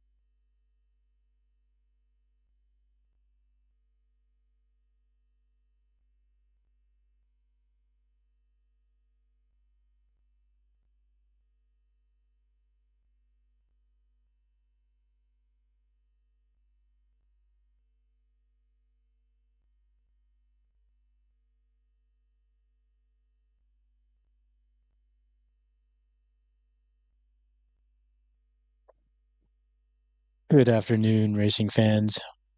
As you can see, we're under a bit of a rain delay, severe weather. If you're still tuned in, waiting for the action to start, we're waiting for the weather to die down just a little bit, allowing the riders to switch to rain tires. It's going to be a full wet race or wet program for the rest of the day. We might get lucky. Sunshine might be rolling in later in the day, so the last couple of groups might fare well in that. But if you're still tuned in, we're waiting for the like I said, the weather to die down a little bit. We'll get the cameras back online. Yeah, thanks for watching 2024 North American Supermoto Shootout.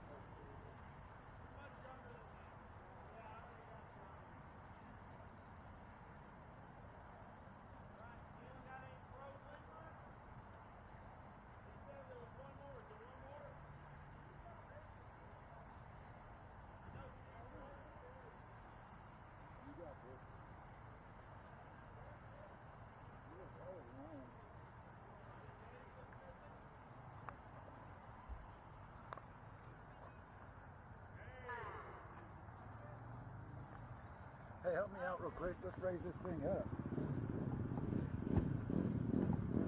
Here, I got the camera doing it. Okay.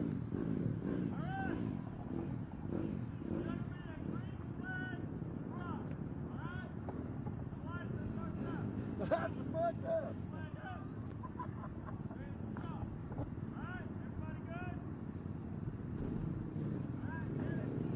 So yeah.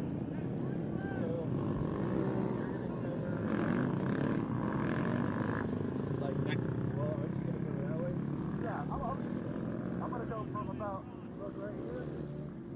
We'll do the front, we'll do the takeoff, and then you'll go from there, and then I'll about where she's standing, I'll kind of come in.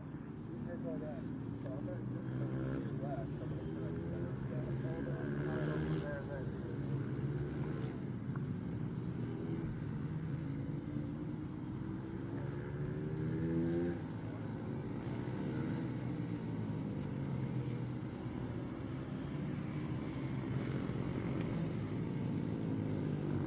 Giving them a couple siding laps.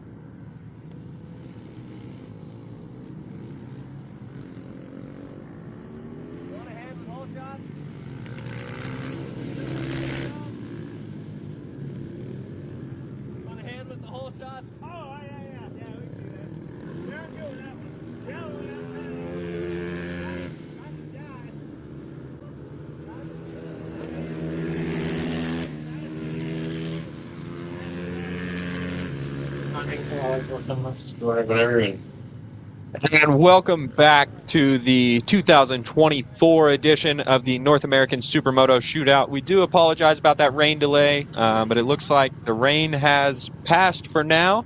So we're going to go ahead and get back to racing while the opportunity is here.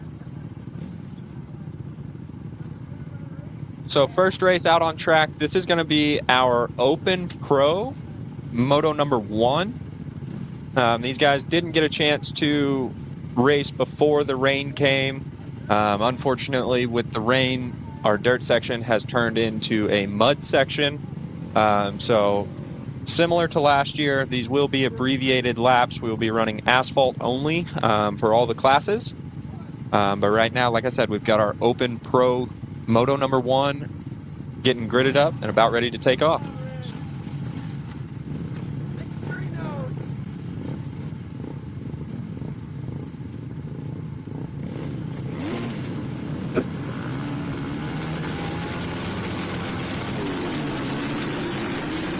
And they're off. It looks like a big jump from the normally 929 Charlie Buffum. We are going to have a little bit of discrepancy with numbers here because a couple of these guys are riding different bikes, riding a buddy's bike, finding somebody with rain tires, just kind of anything they can do to get out on the grid. So we are here for it. Looks like the 109 of Sean Butterman has made the early move into the lead. And it'll be real interesting to watch these guys these first couple laps, Kenny, because the track conditions are way different than everything we've had all weekend. It's going to be slick. It'll be interesting. Yeah, and we cut out the dirt section for this round, and they'll be only running asphalt. It'll be interesting to see kind of how the lap times stack up. Seeing all of our people that normally just run Supermoto, kind of we can compare those to the asphalt-only class and kind of see where everybody would stack up. See the 109, Sean Butterman making his way onto the front straight here.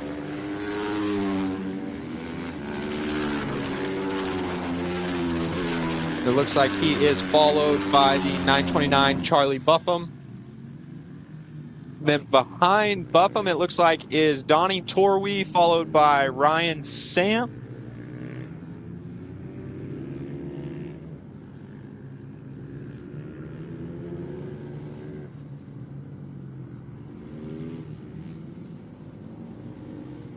Kenny, what are you seeing from these guys? Do you see anybody doing anything crazy? Anything notable you seeing? No, not really. I mean, it's just kind of shaping up like we kind of expected. The track is kind of drying out. It's still wet, probably slick, but with no more rain coming down, it might dry out where these rain tires get a little hot. So it might get interesting towards the end of the moto here. Yeah, it'll be interesting to see, especially once a couple motos go by, kind of how the track develops, if we end up seeing a dry line or anything. Coming down the front straightaway here, we see a couple different battles going on. It's always nice to see, even as the class breaks apart, there's still battles within the race. It looks like a couple of them that are going on right now. The 151, JC Bernier just made his way past the 324 of Ryan Samp. I believe Sampy's actually riding his 250 in the open class just because of rain tire availability. So I believe it's the number 953 on the bike right now. But as we see Sean Butterman here making his way through the bank turn. Yeah, and I think the strategy with some of these guys is they can race at 250 in the open pro class and the 250 class, obviously. So they only had one set of rain tires, and so they wouldn't lose any time between races. They wouldn't have enough time to switch back to rains on their 450s for the open class. I think some of these guys are choosing just to race a 250 in both classes. So like here, you see Sean Butterman is kind of out motoring Charlie, unfortunately. It's Donnie's first year of pro. Yeah, and we just got word this is actually the Donster, Donnie Torwey's first year racing pro. So he's actually doing really well right now, running third place. Looks like he's out in front of Samp, and also I can't quite tell, is that the 262?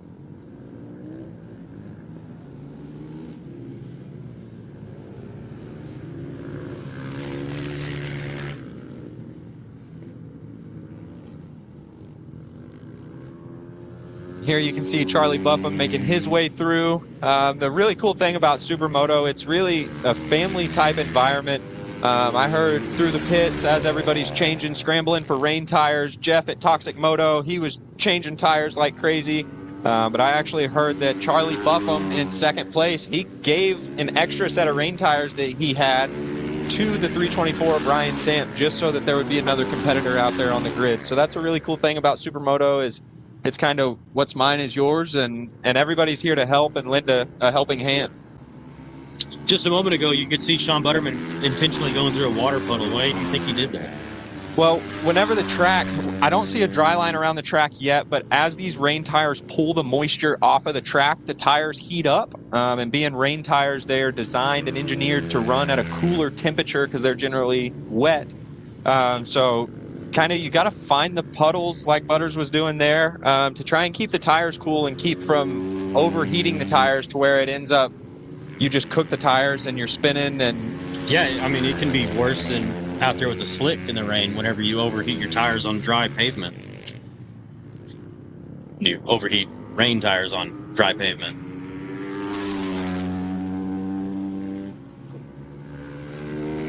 There we see the 151 JC Bernier. Shout out to you, JC, for helping me change my bike over to rain tires during that break. JC was racing a Stark earlier in the day, but he's actually switched over to his Honda 450. I think it's just a little bit of comfortability and experience with the bike in the rain. I'm not too sure how that Stark would do. That might be a wild ride coming out of some of these turns, trying to lay 80 horsepower to the ground.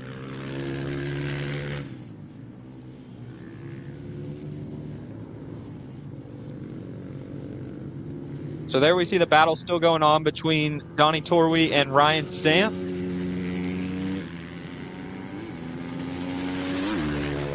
And there's another rider on a KTM not too far off the back of this group. So if they end up making a bunch of passes back and forth on each other, Kenny, that could give this KTM a chance to reel right up on the back of them and maybe get a twofer. Yeah, that's a good point. These guys, they will start to run different lines, trying to protect the inside line, riding tight, and that can slow the two down and give an opportunity to the guy behind him to catch him.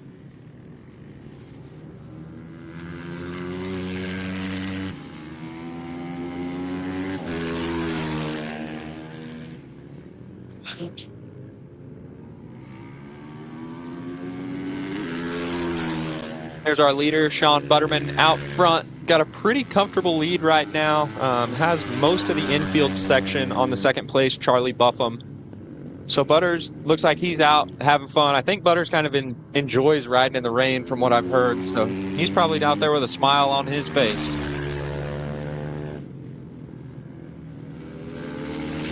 And that was the halfway point right there for Sean Butterman coming across the line. And you see, going into turn one, Kenny, I don't really see a big slide or anything out of any of these guys. Why is that? I think they're really trying to keep themselves from sliding too much in hopes of not high siding or low siding into that turn because of the slick conditions. Yeah, absolutely. This track, there's a couple different types of pavement throughout this track, and there's different traction on the two different types of pavement. And then the patches that are around are a whole nother kind of wrench in your plans, if you will. So I'm sure these guys have kind of figured their lines out by now, gotten pretty comfortable since we are at halfway. They're really keeping the pace up, honestly. I would like to compare lap times from earlier till now. I guess we can't do that with them not running in the dirt section. Yeah, we would have to compare them against like our asphalt-only class and kind of see what those times were. And on screen here, this battle looks like it is really heating up. Yeah, it's a three-way battle right now with these guys.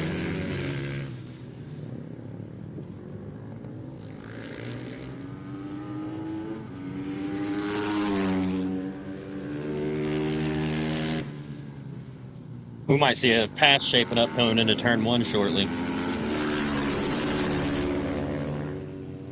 Oh, and it looks like, Kenny, you were right on the money there. It looks like the KTM has made its way past Ryan Samp on the Yamaha. Looks like he's going to dig deep and try to put some more work in. On screen here, 929, Charlie Buffum, also just looking smooth. Looks like he has his lines figured out, knows where he wants to go. We can see the puddle there in the keyhole has really kind of dissipated and gone away. That's one of the key puddles in this track to kind of, like we were talking earlier, keep your tires cool. So as that dissipates, it'll be interesting to see where guys can find another spot to splash and cool those tires down. Yeah, and this is about the time you're going to see bikes start acting funny if they're going to. If these tires start getting hot, this will be about the time that you start seeing it. So keep an eye on some of these guys. They might start getting a little squirrely coming out of turns. They might just start slowing the pace down.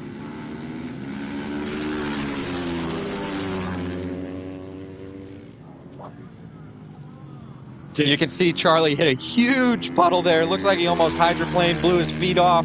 But like we were saying, it's time to start cooling those tires back down as much as you can because they are just getting hotter and hotter and hotter. Similar to our battle for third place here, it looks like it's going to be a race probably all the way down to the white or checkered flag. You see him just kind of cutting through the screen there as we have eyes on Charlie Buffum.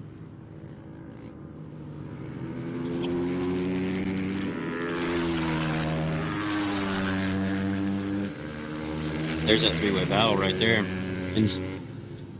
And Kenny, we've been talking about lap time, so it looks like the fastest time in the asphalt-only race earlier was a 54.5.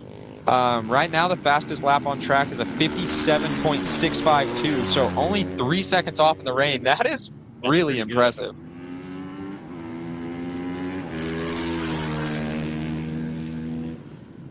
And it looks like Sean Butterman is just way out in the lead right now. And then Charlie Buffum is just here in no man's land running second place with a pretty good cushion. Yeah, hopefully Charlie's kind of marking this battle behind him on the track and seeing where they're at, because it looks like they're really closing the gap up on him. Yeah, those three guys has got something to race for right now. And I believe that KTM in the number, let's see, that's going to be the number 4 position right now. I think that's Gage Honor, and it looks like earlier he was the fastest in our asphalt class. And right now Gage is running a 59.052, so he is about 4.5 seconds off of his pace from earlier in the asphalt-only moto.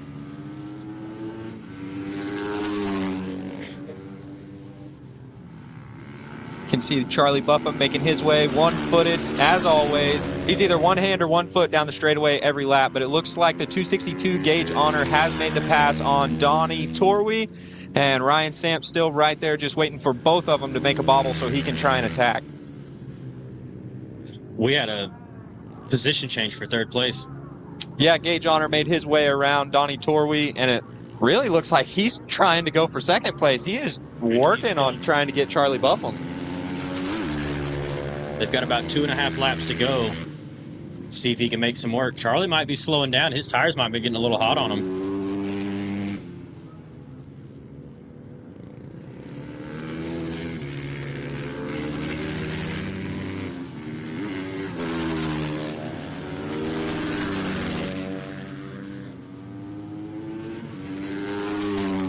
On screen looks like the number 88 Jake Randell, followed by Coy Baker.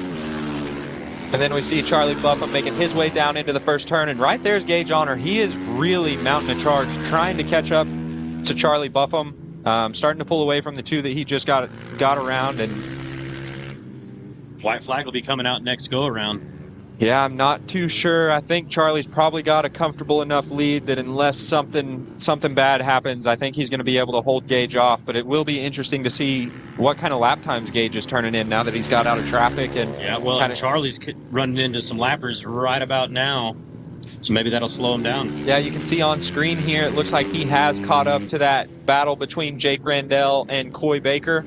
So hopefully those guys will kind of let the leaders by and then presume right back into their battle.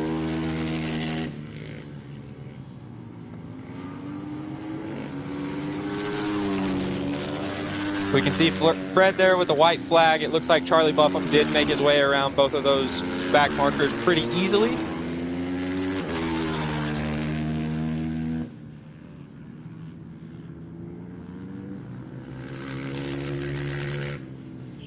Yeah, and we just saw a glimpse of Butters there through the screen. So he has this whole infield stretched out on second place, Charlie Buffum now.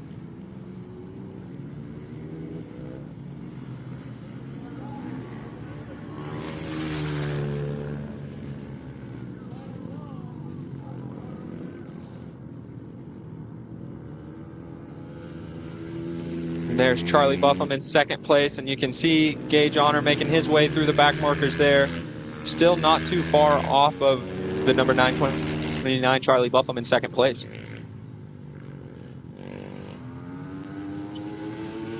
Here comes Charlie Buffum across the line in second place. Yeah, no wheelie from Charlie this time. I wonder if he saw the guy coming from behind. Yeah, I didn't want to risk it, huh? So we saw Samp making a big pull, trying to get a wheelie there. Little 250 just didn't quite have enough to get the front wheel up high enough.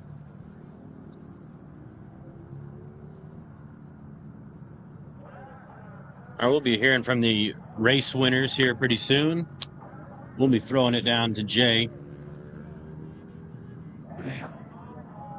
Yeah, as our riders make their way around the cool-off lap, depending on how many puddles they hit, it might be a warm-up lap. They might be a little cold out there, being wet and going fast. But it will be nice to hear what Sean Butterman thought, what Charlie Buffum thought, kind of how the track's shaping up now that we've had a couple hours of just steady rain. Here's a word from our winner. Moto 1 winner Sean Butterman. How was it? Dude, it's so fun riding in the rain. It makes riding asphalt only feel fun. So It was a little bit nerve-wracking going out. I ran the same reins I ran last year, so I wasn't sure how they're going to feel, but it's a little squirrely, but honestly, you can push kind of hard in this stuff. It's just wild. So a little bit of tire preservation there. Make sure we got enough rubber to get us through the second moto. Right on. Good job. Thanks, Jay.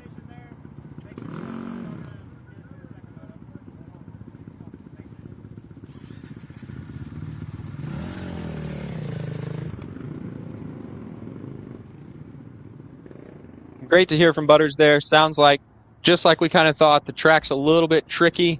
There is traction out there. The guys can push, but it's just a matter of preserving those tires and trying to make sure that they last all the way to the checkered flag. There's probably quite a few guys here that raced last year and this year doing the same thing as Sean Butterman, using the same rain tires that they bought here at this event last year. So it's very cool to see that, you know, you don't ever want to throw your tires away, Kenny. You want to be sure to keep them. You never know when you're going to show up to a national event and just get rained on, especially in Oklahoma. Yeah, that's right, Traven. The weather is really unpredictable around here. Last year, it was a bit rough, and this year, not quite as bad, but still got some rain. Yeah, I think we can thank the Oklahoma State Fair for that. They always seem to bring rain to town, and they're in town, so I guess we'll just go ahead and put the blame on the Oklahoma State Fair for all this rain. We're going to have fun. We're going to race our bikes. It looks like the track's going to shape up and be pretty good, so it'll be interesting to see what this afternoon holds. That's that fair weather. Yeah, that's a different fair weather than I signed up for. Whenever I signed my entry form, I thought that we were going to have good weather, so I was going racing, but here we are. I'm ready for whatever it throws at us.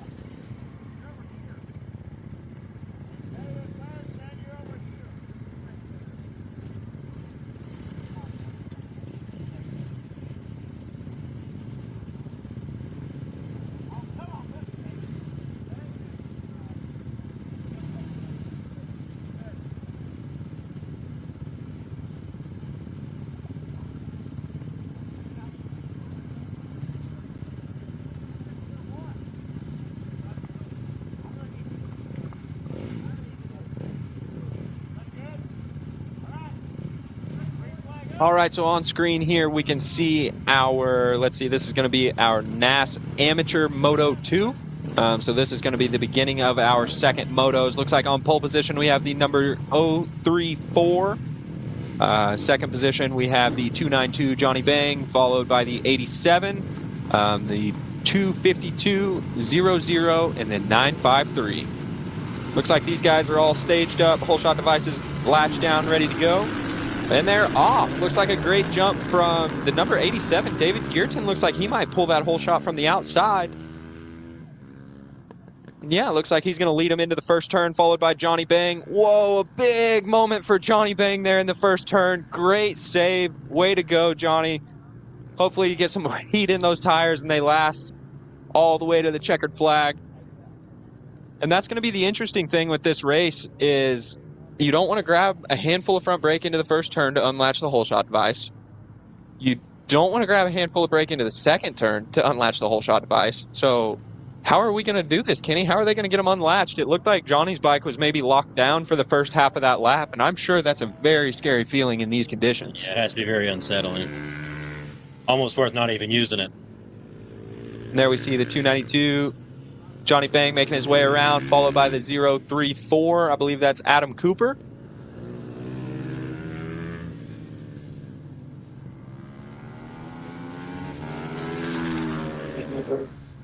And there goes our leader, number 87, David Geerton. Being out of Quebec. Out on that one, didn't he? Oh, yeah, he did have a big slide there into turn one. I'm curious, being from Quebec, if maybe he has some ice riding experience, or maybe they just ride in the rain more up there. I'm not too familiar with how the weather is.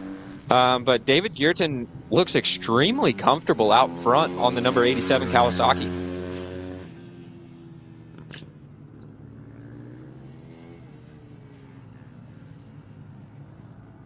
We can see him on screen there, making his way into the keyhole.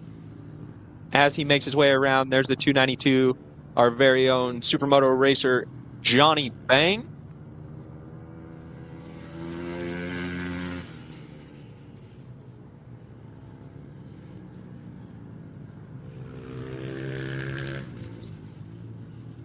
Kenny, I'm interested to see some of these lap times, see if maybe by chance the leaders of this class, how they would have stacked up in our Open Pro class, because the number 87, David Geerton, looks pretty comfortable right now.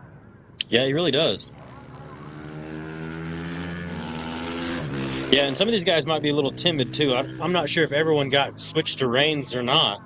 So that's got to be definitely a mental game there for some people. Oh, I'm sure if you're not on reins right now, you are very scared riding on that track. This place is pretty slick whenever it gets wet. It takes a while for the rubber to kind of lay back down and the traction to come around. You can see there making his way out of the last turn. I believe that was the 00, but you see him just spinning up the rear tire.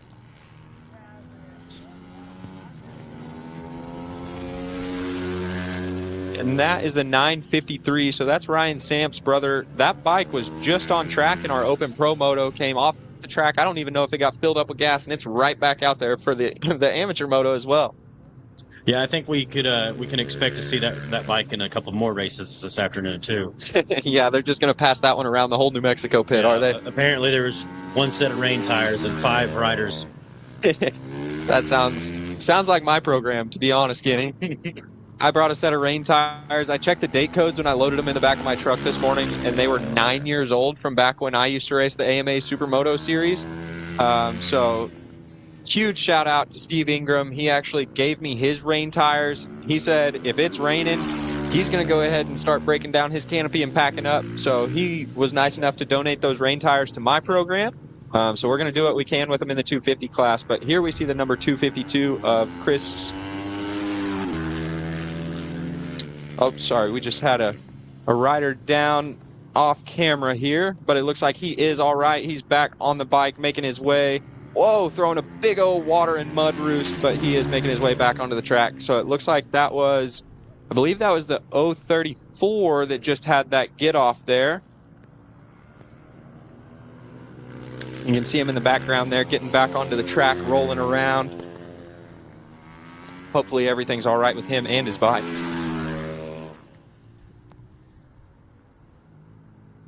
Yeah, he's lucky not to drown the bike in some of these ponds that we have in the middle of the track here in the infield. Yeah, he made a big splash, that's for sure.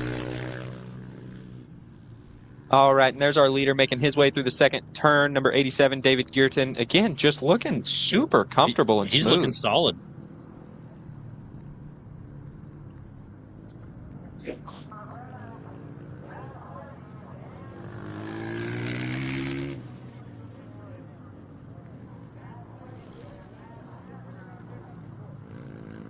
We can see David Geerton there making his way around the number 252. That's just going to be a back marker there. So it looks like still smooth sailing out front for the number 87, David Geerton.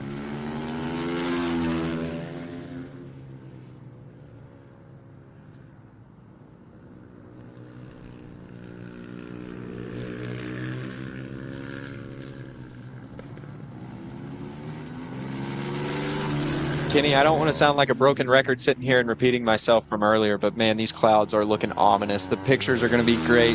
The videos are going to be great. But being on track's got to be stressful right now. 100%.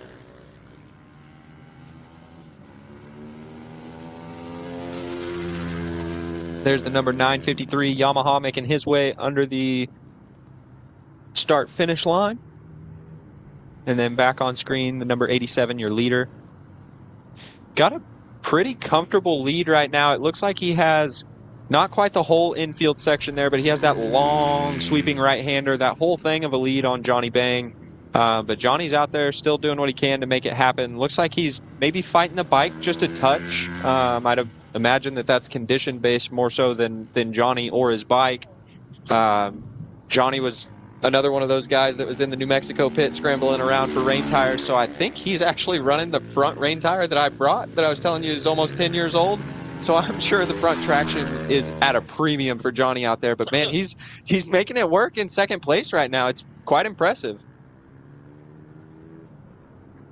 We can see him trying to make his way around the 00 there, just hoping everything's nice and smooth, not trying to put up too big of a fight. Looks like everything's good to go.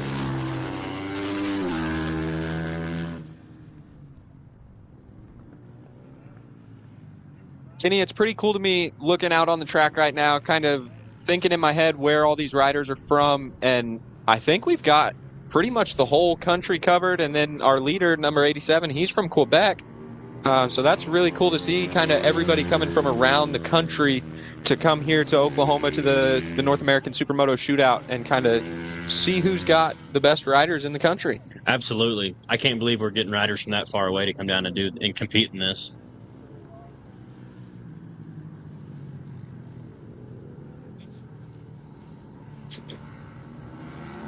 Yeah, so like we said, our leader, David Geerton, he's coming to us out of Quebec, Canada. Johnny Bang, he's going to be out of the New Mexico region. Let's see, I know Adam Cooper's out there. He's coming to us from California.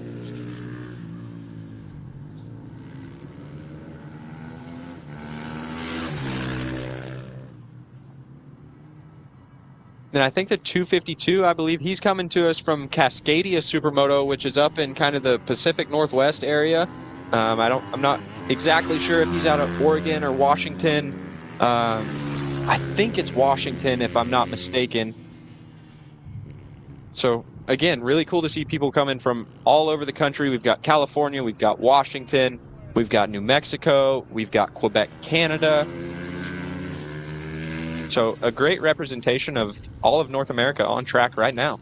Yeah, and all these guys have kind of settled in, it looks like. There's 3 laps to go, and everyone's kind of in their own spot, just kind of making the rounds at this point. Yeah, I just saw out the window here, Johnny Bang looked like he was, I'm not sure if he's wiping something off of his mouth or something, but he just had a handoff through one of the corners. Like he said, everybody's kind of settled in. I feel like the only person on track that's really pushing and giving big effort is the number 87 there, David Geerton, and man, he is making it happen.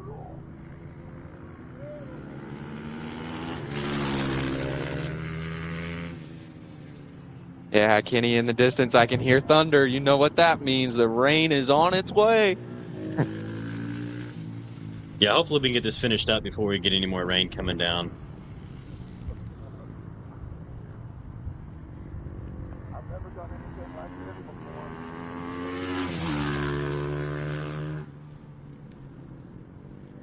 On screen there is your leader, still just looking comfortable and smooth as ever.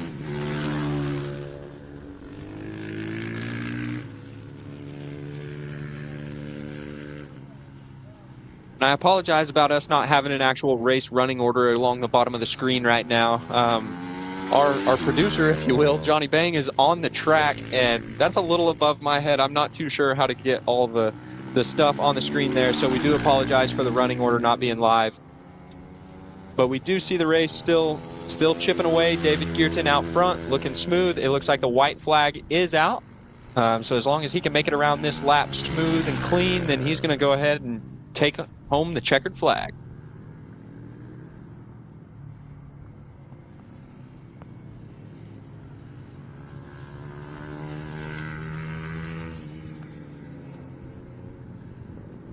Making his way through the keyhole there. That corner can be slick. It looks like no splash, no puddle really down there as David Geerton made his way around. So like we were talking earlier, Kenny, keeping these rain tires cool might become more of a challenge than we were thinking. Yeah, especially for your race coming up soon. Yeah, I'm sitting here thinking, do I want to take the tire warmers off? Do I want to put them on later? Like slicks back on? I don't know about slicks. That might be a little too brave for me. I'll be sure to find every puddle out there that I can. Makes me feel like a kid splashing in the puddles again. I think the checkered flag's out and our flagger's having a bit of difficulty with it. Yeah, the wind's picked up on us again. So it looks like he is struggling to wave that checkered flag. We know Fred has talent when it comes to waving those flags. So if he's not able to wave the flag, man, I don't know who could.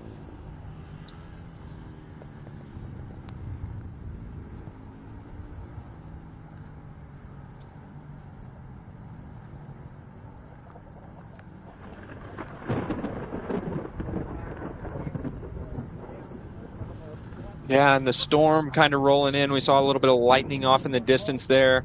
We're just going to make a check and make sure that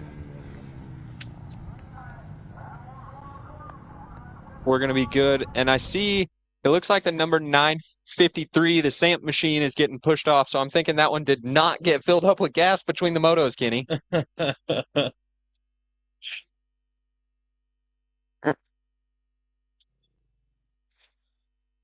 All right, and in just a moment, as the leaders make their way around here on their cool-down lap, then we're going to have a word with them. Our man Jay down there is going to see their thoughts and how they feel after that.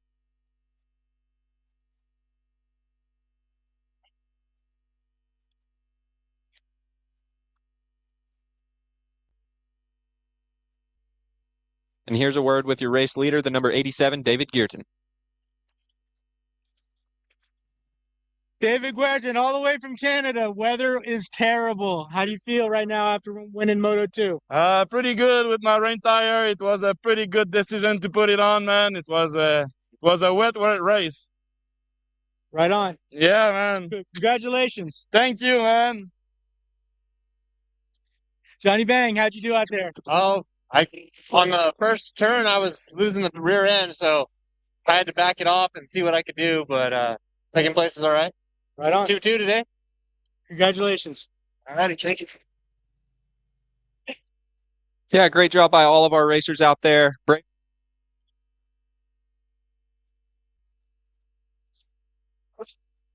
Great job by all of our racers out there braving these conditions. It looks like the rain is starting to come again. Kenny, I'm glad I put my rain tires on. It looks like it was the right call, just like David Geerton said out there.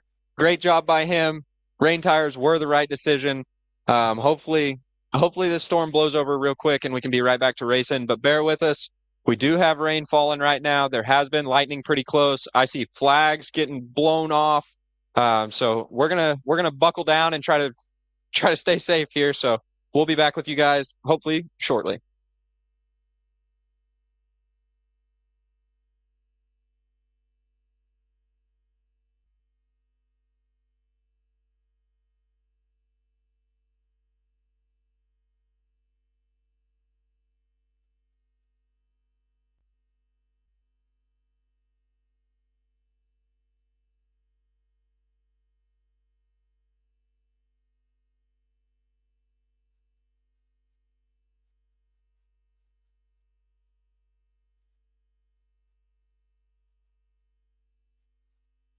We've got big lightning here pretty close to us. I'm not sure that you guys can see it on screen there. I think our video feed is gone.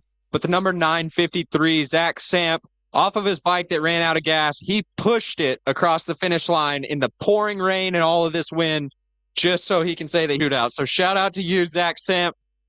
You're what Supermoto is all about.